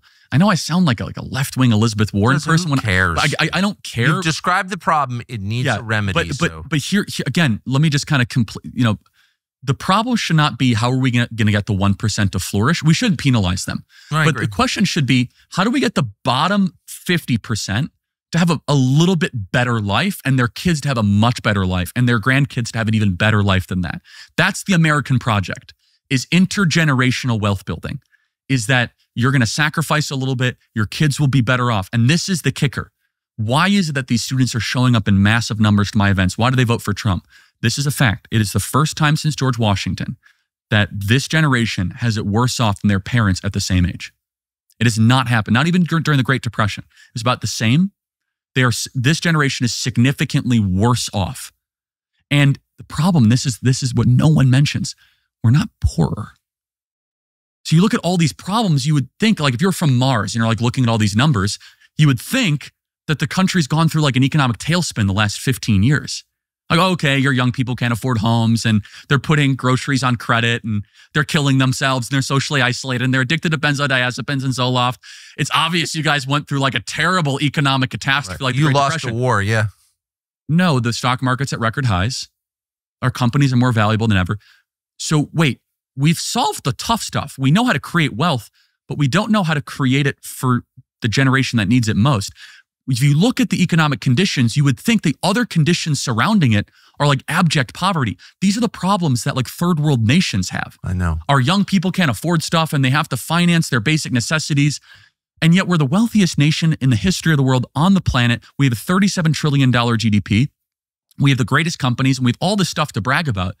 And yet all of our problems would beg the question, and it's like this inherent contradiction. We're super wealthy on one side, like a powerhouse juggernaut, and we are like an economic nightmare on the other side. How did that happen? Answer: the wealth went to older people at the expense of the next generation. That's for sure. Every single economic growth decision of the last 30 years has been made. I am going to benefit. My baby boomer generation is going to benefit. And I don't care if it hurts young people. And I'm not anti-boomer. I get negative hate mail all the time because the boomers are super protective of their generation, as if I'm like attacking Presbyterians or something. They're repulsive. They've always been repulsive. And I grew up in a world, I was born in 1969. The baby boom ended in 1965. So it was 65 or 64. Whatever. It was just the post-war generation, ended mid-60s. I'm not a boomer. Thank heaven. My father was not a boomer. He was born in 1941. Silent. Totally different attitudes, Silent. right? He was born before the Second World War, our entry into it. I was educated by them. They were my teachers. and they were the worst, the dumbest, most narcissistic, the shallowest. Every sentence had like 9 cliches in it. They were all at Woodstock. They remembered when Kennedy was shot. It was the day the music died. Like everything they said was like the Don McLean tune. It didn't make sense. It was just a series of evocative cliches strung together to create a feeling. They were idiots, but above all, they were about themselves. I hated them then. I hate them now. In 4th grade, I remember saying to a buddy of mine, I hate these people. Our math teacher just told us, I was at Woodstock. I was like, how many fucking people were at Woodstock? Like everyone in America was at Woodstock? I thought it was 300,000 people. They made it sound like it was, they're the worst. They're the ones who lecture us about the civil rights movement for 40 years as the actual supposed beneficiaries of the civil rights movement. Black people declined. They didn't care. They were only about feeling good about themselves. The only good thing they produced was like the music of 1972. Other than that, horrible people. Horrible. Sorry. Well, and so, yes. So I'm sorry. I grew up with them. That's okay. Everyone can email Tucker your hate mail when it comes to the they're boomer hate. disgusting. And by the way, if you are a baby boomer, take some responsibility for what you participated in. That is the kicker. That's what I will say. You guys have had it great. You've had the greatest run. You've had what either Eric Weinstein would call the ego, the embedded growth obligation, right? Ego, meaning things just keep getting better. The market goes up, your house gets more valuable, and you guys are trying to squeeze the last of a lemon, and you are leaving a crummy, unrecognizable serfdom in your wake. Of course they are. And that is, it's bad for you. It's bad for your legacy. It's bad for your nation. They're the ones who went right from protesting the Vietnam War to like making all this money on Wall Street. Remember Jerry Rubin was a yippie. I mean, this is before you were around, but John like Kerry went from, the whole thing. It was all live action role playing rebellion. It's LARPing is what it was. I would just exclude anyone born between 1946 and 1964 from ever holding any office. And I know a lot of them, I'm sure they're nice people or whatever. We like Trump. But your generation, I forget what you're just, the whole generation is just rotten.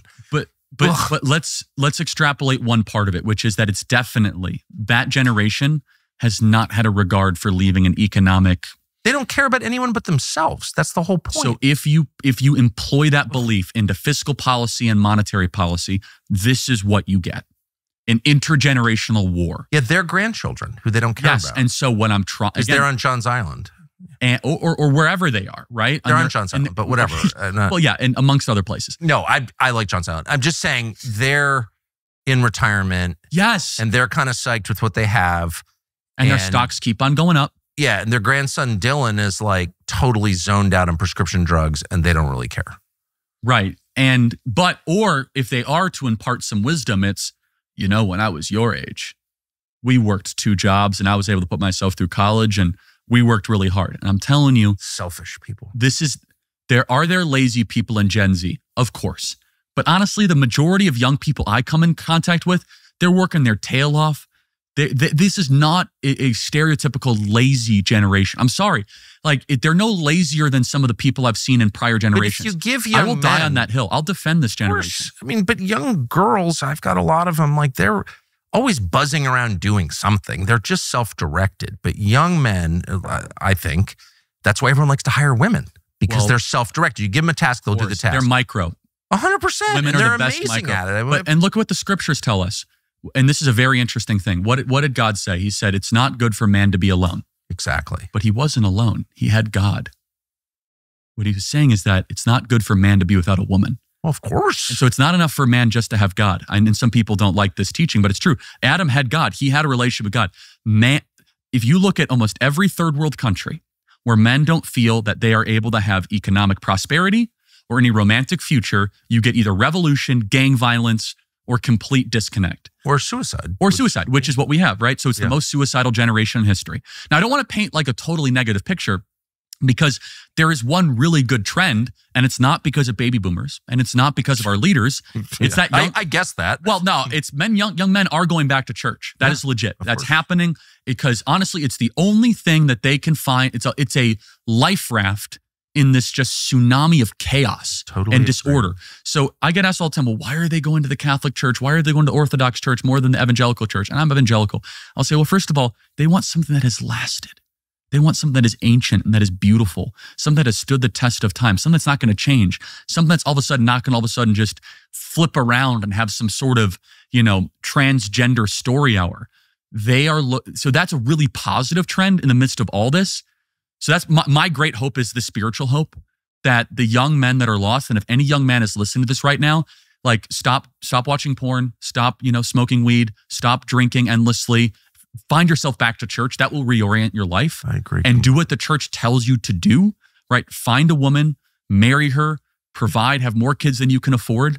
That's my advice for young men. Yes. Don't play the victim, even though you legitimately can play the victim card on everything we've said. I agree. The mindset of a victim is parasitic to your soul.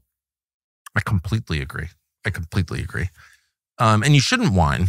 You shouldn't whine. Whining is bad. But that's our job. And just to be clear, so people say, but Charlie, you talk about this a lot from a whining standpoint. No. What I'm doing is I'm communicating to a very specific audience of people in charge that are ignoring this, and they are ignoring what's coming next. And that's the whole context of this conversation. So I agree with you. I mean, I really hope that that people are listening to you, people in charge. Thank you. I mean, the president does, to his great credit. It seems obvious that everything you've said is true. And I just want to say for the 9th time, I really hope members of Congress will listen to what you're saying. Yeah. I think it's the most important thing right now, because we are in the last stages of what we had and we're moving towards something new. This isn't working, and it's not working for the people it has to work for, which is the next generation. They're specifically the ones being hurt. And so they're going to be big changes, and people will be punished for what we're going through right now. There's no question about it, either from the right or from the left. And my concern is not preventing them from being punished. It's making sure the right people are punished. It feels to me like the greatest injustice is when we've solved the crime, but we executed the wrong guy. Right. And I just want to make certain that the predators are punished, the people taking advantage of desperate young people, the people who are getting rich from payday loans and from, buy now, pay later for your pizza schemes. Like, those people should be crushed, and not, hardworking people. How do you make sure that punishment is allocated justly? Yeah, well, first, this is why the right needs to administer it, because we would pursue justice where the left would probably pursue revenge. Exactly. And revenge is bad. Exactly. Oh, so good. So, but secondly, I hope you're right. I hope that the people that are doing bad here, which is plenty, will be held accountable. But there's no guarantee. No one went to jail after 2008. And I think that was a stain on our nation. I mean, I remember my family having to metaphorically and literally downsize after the 2008 financial crisis. I mean, that was a real turning point, if you will. I had to sell my house. Yeah, and we didn't, praise God. But I remember, we didn't go out to eat for 6 months. It was a real trimming. And no one. And you remember that? Did you connect? Vividly, I was a freshman in high school. And so you connected what was happening to your family to larger economic forces. Yes, and a lot of millennials, which I'm a millennial. I'm the younger end of millennial. I'm almost Gen Z. Have very similar stories as to mine, where they saw their parents have to downsize, trim vacations, cancel luxury items because of macroeconomic events. And I think it's still to this day a stain on our nation that no one went to jail for what happened in 2008. None of the bankers, none of the people were held accountable. And there's a lot that went into that. Obviously, the federal government was heavily involved, but we did the worst possible thing, which is we actually created and we codified the bad behavior by making the incumbent Wall Street banks even more powerful through Dodd-Frank. So it's harder for small and community banks to compete. And then we flooded the zone with cheap money. We went to basically zero interest rates, which then depreciated the dollar, which only hurt the next generation even more. So look, I would have liked to have seen, it's too late now, the statute of limitations is well past, perp walks for people that helped wreck the economy back in 2008 and 2009, because there was plenty of material there. So there's no guarantee that justice is coming. But I think this is different. I think this is far different because remember what I said early on. In 2008, the average first-time home buyer was 30 years old. Now it's 38. In 2008, you could have bought Apple stock for $6, $8. Now it's $180, $200 a share or something. I mean, asset prices have ballooned so dramatically, and young people are so priced out of the entry point, let alone the completion point of the American dream, that I think you're right, that there will either be, this could be two ways. This will be a sloppy way to say it, but it can either be a storming of the Bastille or Nuremberg. And Nuremberg is like orderly, and at least there's some sort of like, justice component. With a Soviet judge in charge. Well, sure. I mean, sorry, I couldn't. It's not a perfect example, but the guy who did the Stalin show trials, you put him in charge. Yeah, it's not perfect, but at least there was a pageantry to it that we're trying to pursue justice. I don't want revolution. My whole temperament is anti-revolution. And so... No, that's such a smart point. Any legal proceeding is flawed. I don't think you should put a Soviet judge in charge. But I think any judge is just a man or person, and you're not going to get absolute justice in this life. That is absolutely right. But it needs to be I think that's the key point. It needs to be orderly. Yes. And sensible, and explain to the public there's a reason for this. So another one is, again, one that we haven't even touched on is, are we ever, I think Trump is actually doing a great job of this, holding these colleges accountable, but is someone going to finally have to be on the hook for the amount of student loan debt this generation has? Can we seize and raid the endowments? These colleges are hedge funds with schools attached. Exactly. They're growing their endowments by hundreds % and their enrollment by like 3 to 4%. So their endowment is exploding and their enrollments are barely exploding, not to mention all the other problems embedded there. It's the medieval church. It needs reform. Yeah. And so I'm not here presenting all the solutions. Smarter people than me can kind of come through with a buffet line of solutions. My biggest contention is, why is no one even admitting this is a problem? Right. And that's what's so bizarre. What is that? So we began on that question. I don't know the answer. What's your guess? And again, I'm not doing one of those things where I ask the question rhetorically. I have guesses. The first of which is that it's so bad they're just ignoring it. And right. I really think that's part of it, which is that Congress is so filled with septuagenarians and octogenarians that it's so distant from their purview.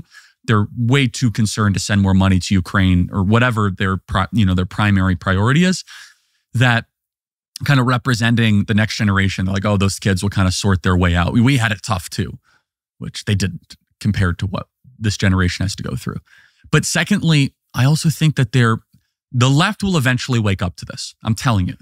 They're all a mess right now. They don't know which way they're going. But the Mamdani thing is a little bit of a trial balloon.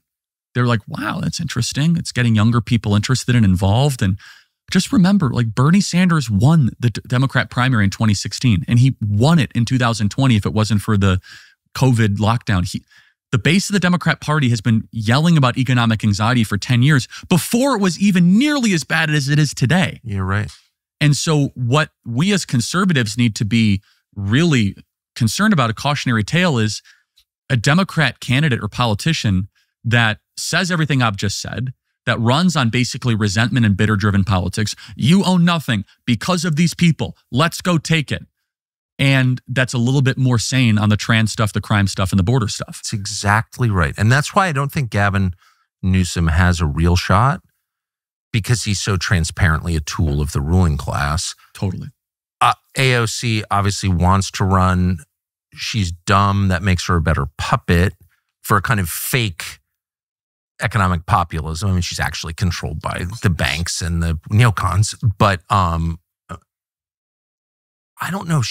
If you had a candidate on the left who was even sort of genuine, was kind of like a Tim Walz who, without the creepy personal life, who wasn't sending off kid toucher vibes like he is. Whoa. I'm not accusing him of kid touching. I'm just saying he sends off those vibes like there's an aura there. That's wouldn't really have dark. dinner with him. But if you had a slightly more normal person who was an economic populist, totally. Oh my gosh. That person would be emperor. Well, I don't know about emperor, and I don't even know if they'll. They're so off course on the trans stuff, the border stuff. No, I agree. I totally agree. And they're so married to those three things. But just all those things back, something is going to come. And I wonder if they're married to those things because I have always sort of wondered, like, what is that?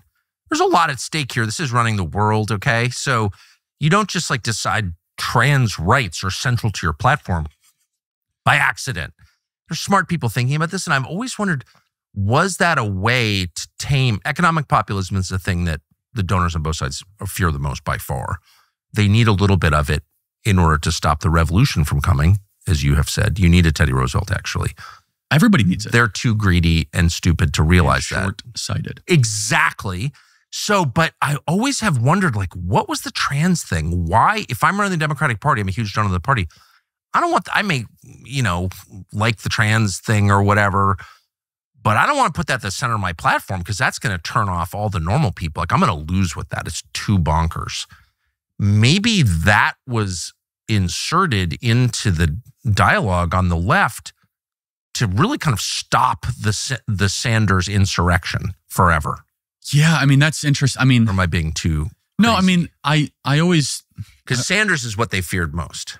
Sanders would have given any candidate, including Trump, more of a run for his money in 2016. I think Trump would have beat Sanders, but like Sanders would have campaigned in Michigan. Oh, big time. Sanders would have campaigned in Wisconsin. Oh, yeah. And there's a lot of crossover of Bernie Sanders Trump votes. Oh, like that exists, right? I mean, Sanders is a fraud or whatever you think of Bernie Sanders. Yes. A total fraud. However, a sincere Sanders, I think, would be unstoppable. Yeah. I'm less interested in the biography or the person of where the Democrat Party is going. I agree. I'm much more interested in the movement that obviously is coming next. It's just so it is manifesting. It's bubbling up, and so we on the right, we should exist to de-radicalize, to create normalcy and order and a regular America, the good America that you and I miss. And so, as far as the trans stuff, look, there's a lot of theories on this. Number one, I think that there's an element of the Democrat Party that's into really creepy, weird sex stuff. Religious stuff. And I dark. think there is a religious element to the trans thing, which is I take dominion over my body. Exactly. I'm God. Where if you think about the Christian element, which is that we surrender our body to the Almighty, our body is a temple, right? God made us in his image, where the trans thing is, no, I make myself in my image. It's diametrically against every one of the teachings of Christ and of those scriptures. It's against the distinctions between what is holy and profane and what is good and evil. Child and adult are blurred in the trans thing, male and female. So I think that there's like a irresistible temptation amongst the kind of dark base of the Democrat Party, which exists, that they just had to just like hold on to this because, again, it's the snake eating itself. Progress knows no limits, right? So it goes from, homosexual marriage to eventually, gay adoption to then finally, to transgenderism. But I think you're getting onto something important. From a corporate media standpoint, do I think that Pride Month is emphasized more for a reason? Almost certainly.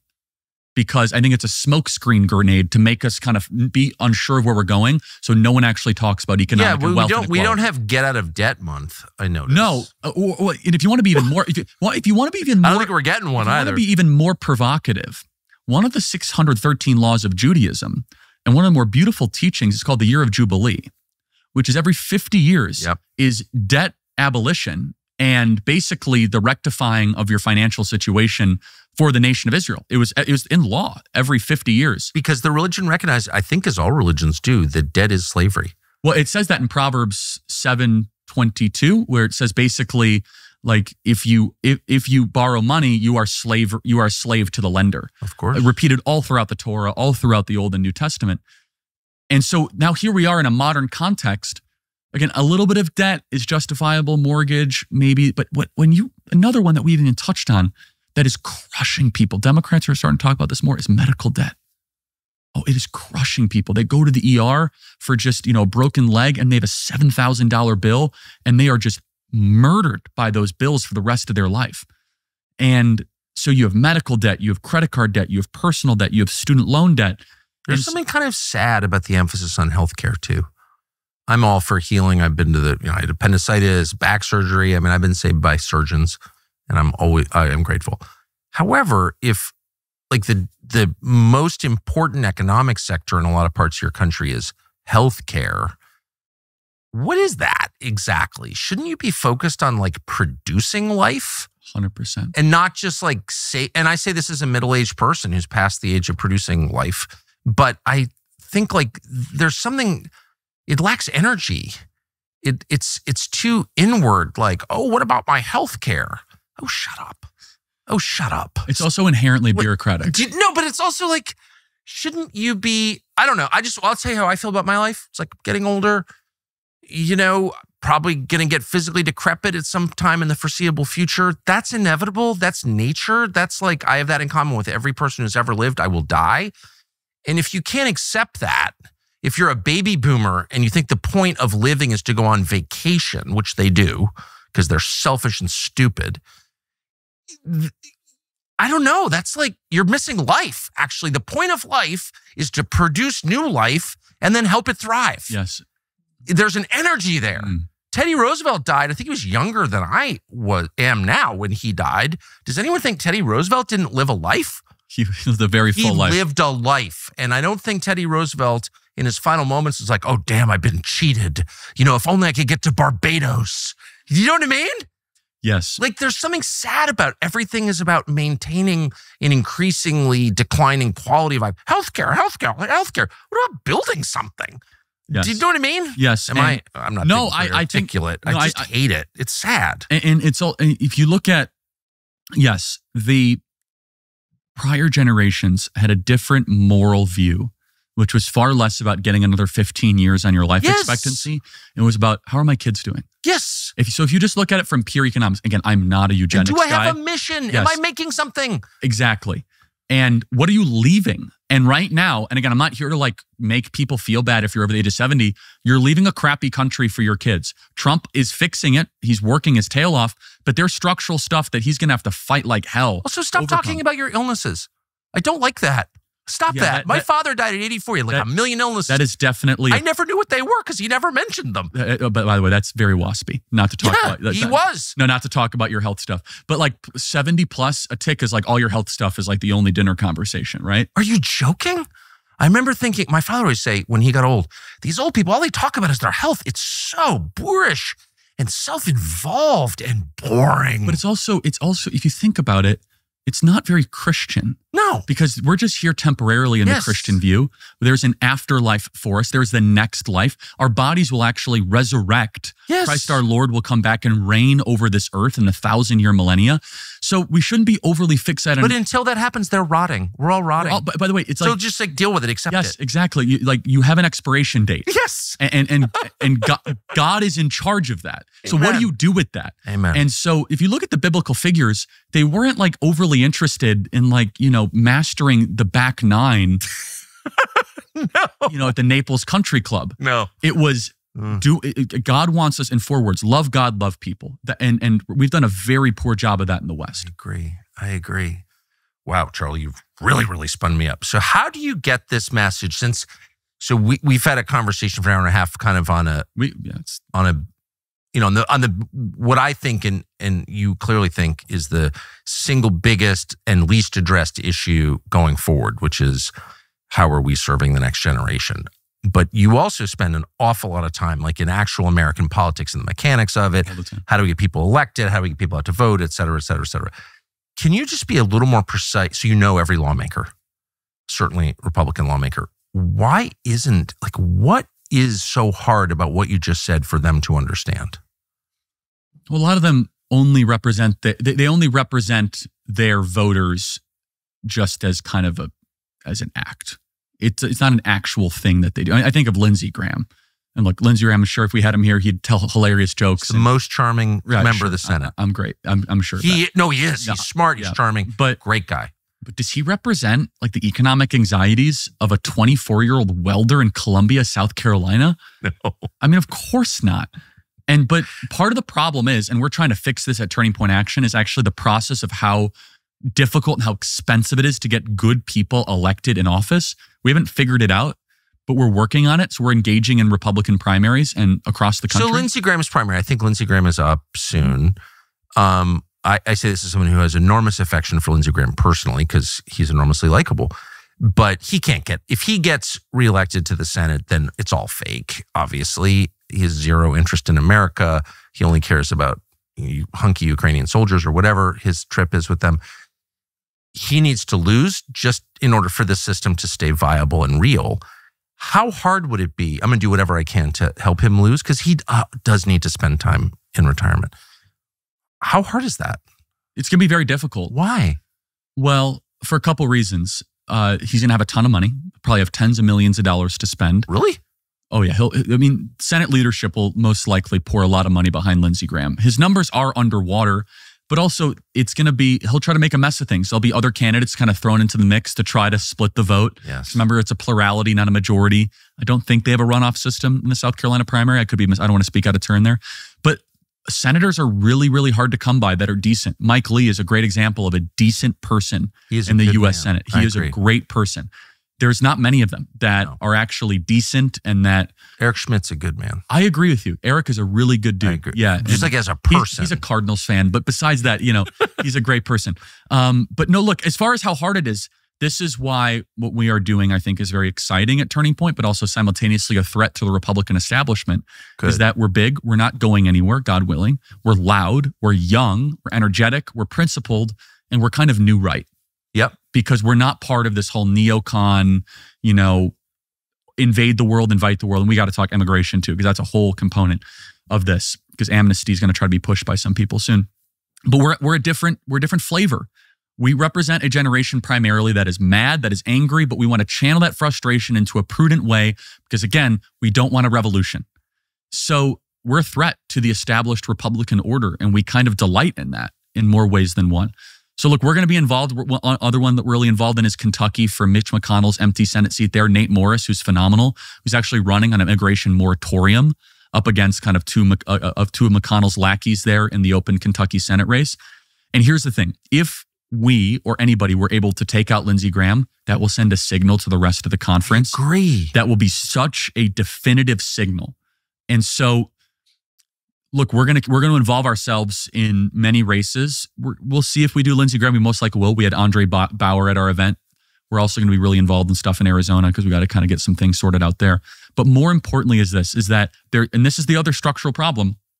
What we at Turning Point Action, specifically our political arm, seek to do is try to make Republican voters back into alignment with their elected leaders, because there's a misalignment that's happening. And Trump was the one that exposed this alignment for the record. That's for sure. He's like, wow, you guys are totally not in alignment on your worldview.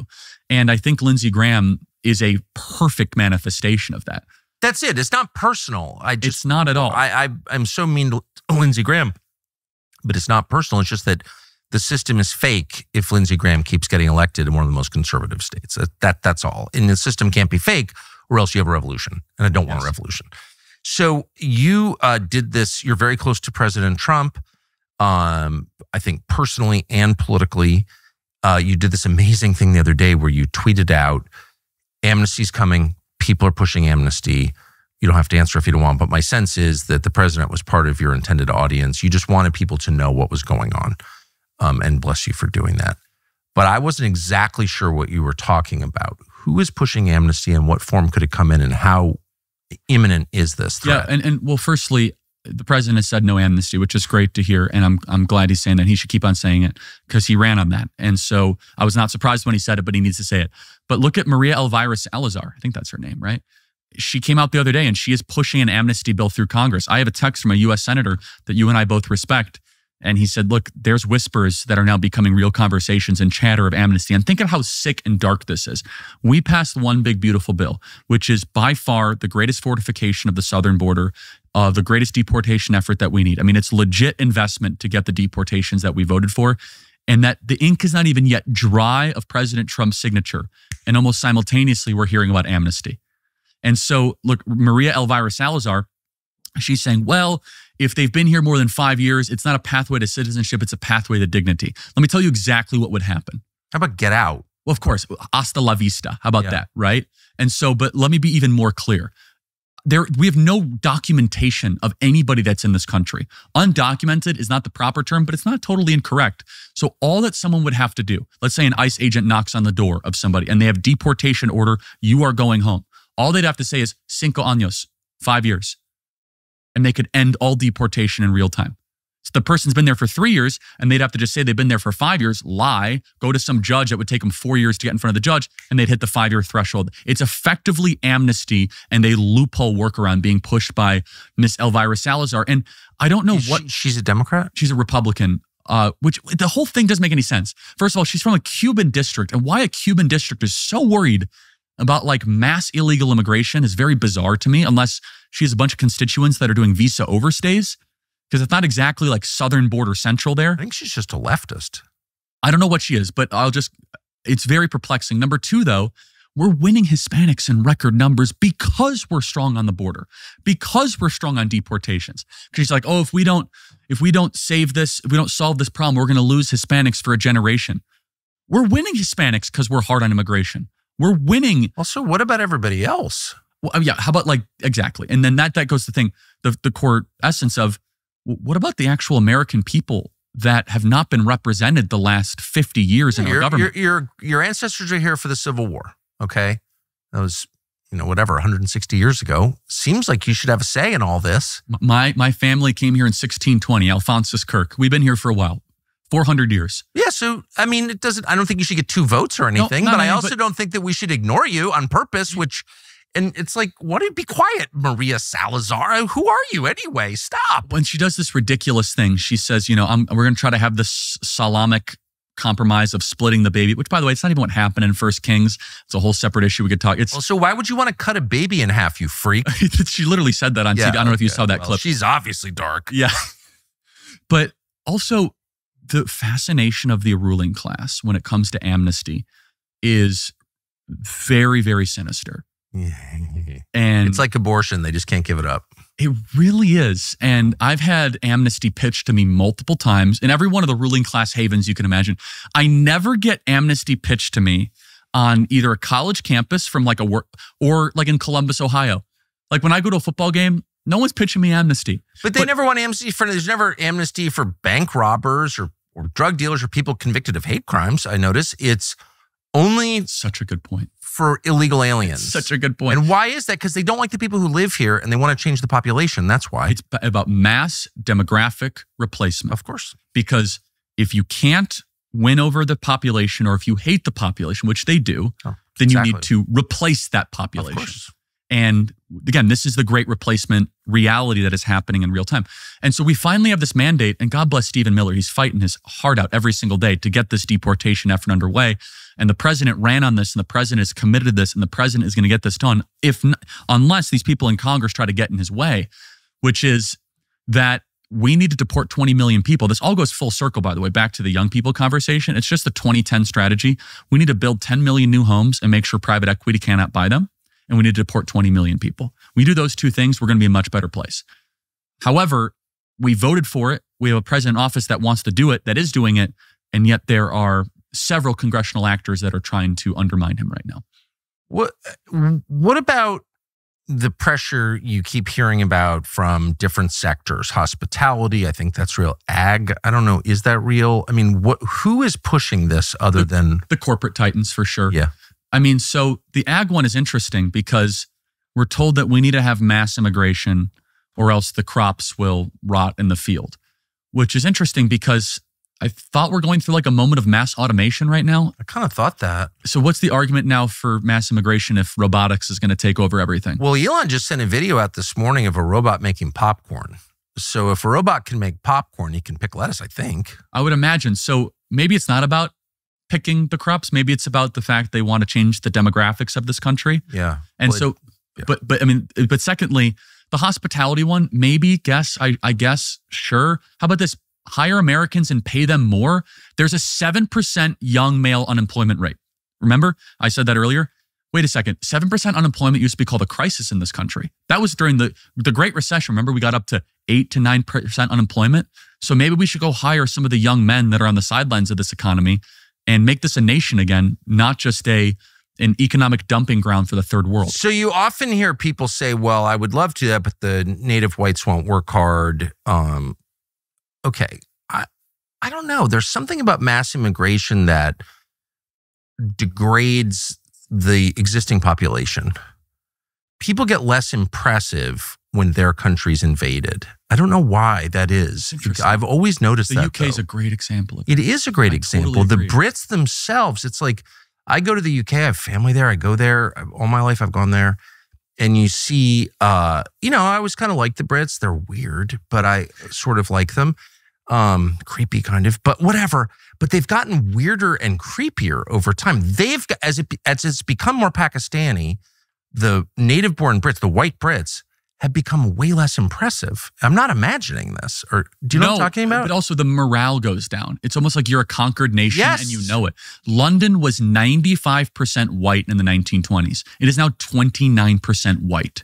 Yeah. Now, again, I don't think whites are better than other people, whatever, but it's just not London anymore. They're the indigenous population. Exactly. And I thought we're against mass replace. That's ethnic cleansing, isn't it? Well, it's literally ethnic I mean, cleansing. I thought, we're, lectured all the time about ethnic if it was cleansing. happening in Tibet, which it has. Again, I'm not for that, wherever it is. I agree, but if you replace Tibetans with Han Chinese, no one's like, they're all Tibetans. They're all Tibetans. It's like, no. It's a strategy designed to replace the Tibetans. And again, if something fails, when you change the people, it fails to be what it once was. Of course. But it has a dispiriting effect on the people being replaced. And they're not what they were all of a sudden. It's hard to measure, but it's so true. It's so noticeable. It's noticeable. You feel it. You see it. Again, it's not going to, this is what's so important about conservatism in the new era. A lot of what drives us will not always show up on a chart or a graph. Because look, a lot of this I talked earlier is like numbers of, home ownership, but something as simple as that is so true. Their morale is down. They believe goofy and weird stuff. Oh, I agree. They almost have this strange fetish in London that they like being conquered. Oh, yeah. That they're like enjoying the slow motion rape of their country. Me harder. No, like Daddy. It's like, no, seriously. Oh, I agree. It's like this weird sexual attitude. Agree. Like, yes, Islamist, come into my country. Like, what? No. And it's just, I don't know what that is, but I will say this though. I will make a hypothesis though. It's the immigration cuck, I think we would say. No, it is though. But no. A secular nation cucks out for sure. 100%. And so what does that mean? When you don't believe in a divine power, they're super secular in the UK. Then all of a sudden they need to have some sort of belief system. So their reason for being is that their master is some Mohammedan from Afghanistan. It's totally right. And again, I debated at Oxford and Cambridge back in May. These are broken, conquered cities and towns. They're completely unrecognizable. London especially is just gone. It's a husk of its former self, as you would say. It's a museum. Depressing. It's depressing. It brings down your soul. I agree. And when I go walk through Piccadilly Square and there's just more Muslims than native-born whites, or there's something wrong about that, and that is a metamorphosis and you have to wonder, did you vote for this? Did you want this? Did you invite it? And so it's something about the two, it's the way it happened, it's the scale of it, and what's really a head trip, which I'd recommend to anyone, is going from London to Riyadh or London to Dubai or London to Doha. I've done all of that. And you're in London and you're like, man, we've got a huge problem with Muslims. They're bad. And then you go to Doha or Riyadh or Abu Dhabi or Dubai or any of the Gulf. And you're like, man, I love Muslims because they're awesome. So how do you... I don't understand exactly what's going on, but it has to do with, and let me just say, in point of fact, I've never been, where I am not currently anti-Islam, especially. It's not my religion. I disagree. I think it's wrong, but I'm not mad. And I'm not mad at Gulf Arabs. I think they're amazing. They're amazing. They couldn't be more tolerant, open-minded, kind. They're just great. Things I don't agree with, but in general, they're great. And I have even said, because you can say whatever you want in their countries, because as long as you're not attacking the leadership, they have free speech in a way that we don't, which is really wild. But I've said at dinner, what is that? Why am I so happy here in, pick the Gulf capital versus London? And what is the deal with the Muslims in London or Cologne or Berlin or whatever? Yeah. What is the difference? I've never gotten a straight answer. But I do think part of it is mass migration of any kind is a lot. It's a lot. It's a lot. And it has bad effects on everyone involved. The immigrants and the conquered. And also, I think that there's just a lot of third world Muslims that are there's also that. Doha is a very very... Well, there are 300,000 citizens. Right. In the first, richest Abu country Dhabi, Dubai, Riyadh are very first but the world. People but Karachi is not exactly. No, Karachi's pretty intense. Is it? I would say Karachi's pretty intense, yeah. I wouldn't put Pakistanis up with... No, though, Saudis. I've had amazing meals with people in Peshawar, Pakistan, who are reading P.G. Wodehouse novels and are super smart and have all these languages and stuff. I don't know. There's something about immigration, the mass migration, that degrades everybody involved. I just noticed it. This is not an ideology that I have. It's just something I've picked up from traveling a lot. And you just become... So you have two options. And the UK has decided just to kind of just bend over and take it. Oh, yeah. Which is just, you can fight it and resist it. Well, they've been doing that for a long time. No, that's kind of their whole shtick. Oh, I know. Yeah, post-World War II. With a cane. Yeah, exactly. Yeah. It's just... That's their whole thing. But in America, we're finally having a different attitude to mass immigration, which is we can now talk about it. We can question it. We can vote against it. The question is, can we remove it? And that, again, that's one of the biggest public policy challenges in front of us. Can we remove the 20, 30, 40 million people that have come here illegally? And what President Trump is embarking on doing is one of the hardest, most difficult things that we could possibly comprehend. Do you think it has a shot? I think we can get to 10 million this term. And that would be huge. If you count self-deportations, for sure. Wow. Are we on track to do that? We have 1 million self-deportations already, guesstimated. And I could tell you anecdotally in Arizona, like a construction project happening right down the street from where we live, they said that whole crew of, kind of laborers self-deported. They hired Americans the next day, or at least people that were here legally. So there is anecdotal evidence of self-deportation occurring. And the margin, at least under Eisenhower, when he did mass deportations, is 10 people self-deported for every 1 forcible deportation. And so CNN just did a special of a guy and his family that's self-deporting from Pittsburgh, adios. So look, I think the goal needs to be 10 million this term. 10 million would be a massive accomplishment. That would make the country a considerably and measurably better place. Is there any effort or even conversation about getting the refugee system under control? Oh, without a doubt. Yeah. I mean, I think that, first of all, it's a scam. Why do we owe refugee status to anyone? No one's ever explained that. I don't know if again, this is a really important point. Almost all of the excesses, mass migration, refugee, is because the left has weaponized inherited Christian principles against us. So we as Christians, we have an open-heartedness towards refugees. It says what we should do that in the scriptures. Doesn't mean that we should do that blindly. So what the left does is they take good-hearted Western Christian beliefs and they totally weaponize them for their kind of remake the body politic of America. But here's what I find so unchristian about our refugee system, even before the left distorted it, or maybe they distorted it from the beginning, is Christian charity is the responsibility of the Christian. So all these Christian groups and Jewish groups and lots of different groups, but a lot of Christian groups, Catholic Charities, Lutheran Social Services, all these groups that use the gospel to justify it, bring in families or individuals and then offload the cost onto taxpayers. It's like, how does that work? How is it charity? Totally. If I take your money and give it to somebody, do I get credit in heaven for stealing your money and giving it away? I don't think so. Yeah, and also it says in the book of Deuteronomy, one of the last things Moses says, it's his farewell address, like Deuteronomy 28, off the top of my head, be careful who you allow within your gates, within the country, because they will soon become your masters. Well. And boy, is that not... Well, we're about to find out how true that is. Phenomenal truth from the scriptures, as always. But look, I know the Trump administration and President Trump, they're trying to strip refugee status of the 500,000 Haitians. I mean, that is just grotesque, I would say. And so I think every single one of them has to be returned back to Haiti. By the way, it's like this great contradiction. Haiti is a wonderful place that everyone should go visit, the left tells us, but they don't want Haitians in their neighborhood. It's like, okay, well, which one is it exactly? Haiti is an amazing place. It's the best place ever. It's not a shithole nation at all. It's incredible. Stephen Colbert actually goes on vacation there. But everybody in Haiti needs to get out immediately because it's exactly so terrible, right. And you have to pay for it. It's so wonderful that they have to be allowed to leave to your community, but not my community. So, I just hope that this last 2 hours, that every member of Congress sees what you said. I was like trying to keep up with your analysis, which is the sharpest I've ever heard on that subject. Like, what is the crisis among young people? I think you described it better than anyone. And I really hope people listen to what you're saying. Well, thank you. And I mean, we cover this on our show every day. People can follow the podcast, and thank you, Tucker, for your leadership on this. Look, there's a lot of issues to cover, but this one is going to supersede every single one. I think that's right. Because it's going to be President Mamdani. And he's not even a real socialist. He's just a trans nonsense lifestyle liberal bullshit like all of them. He's a demon Marxist, right? Exactly. If he was like a wobbly, at least I'd be like, respect. But no. Anyway, thank you. Thank you, Tucker. Charlie Kirk. Thank you.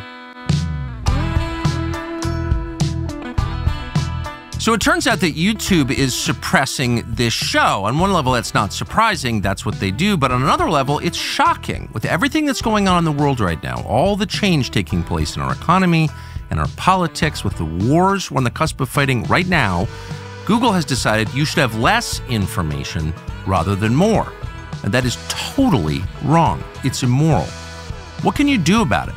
Well, we could whine about it. That's a waste of time. We're not in charge of Google. Or we could find a way around it, a way that you could actually get information that is true, not intentionally deceptive. The way to do that on YouTube, we think, is to subscribe to our channel. Subscribe. Hit the little bell icon to be notified when we upload and share this video. That way you'll have a much higher chance of hearing actual news and information. So we hope that you'll do that.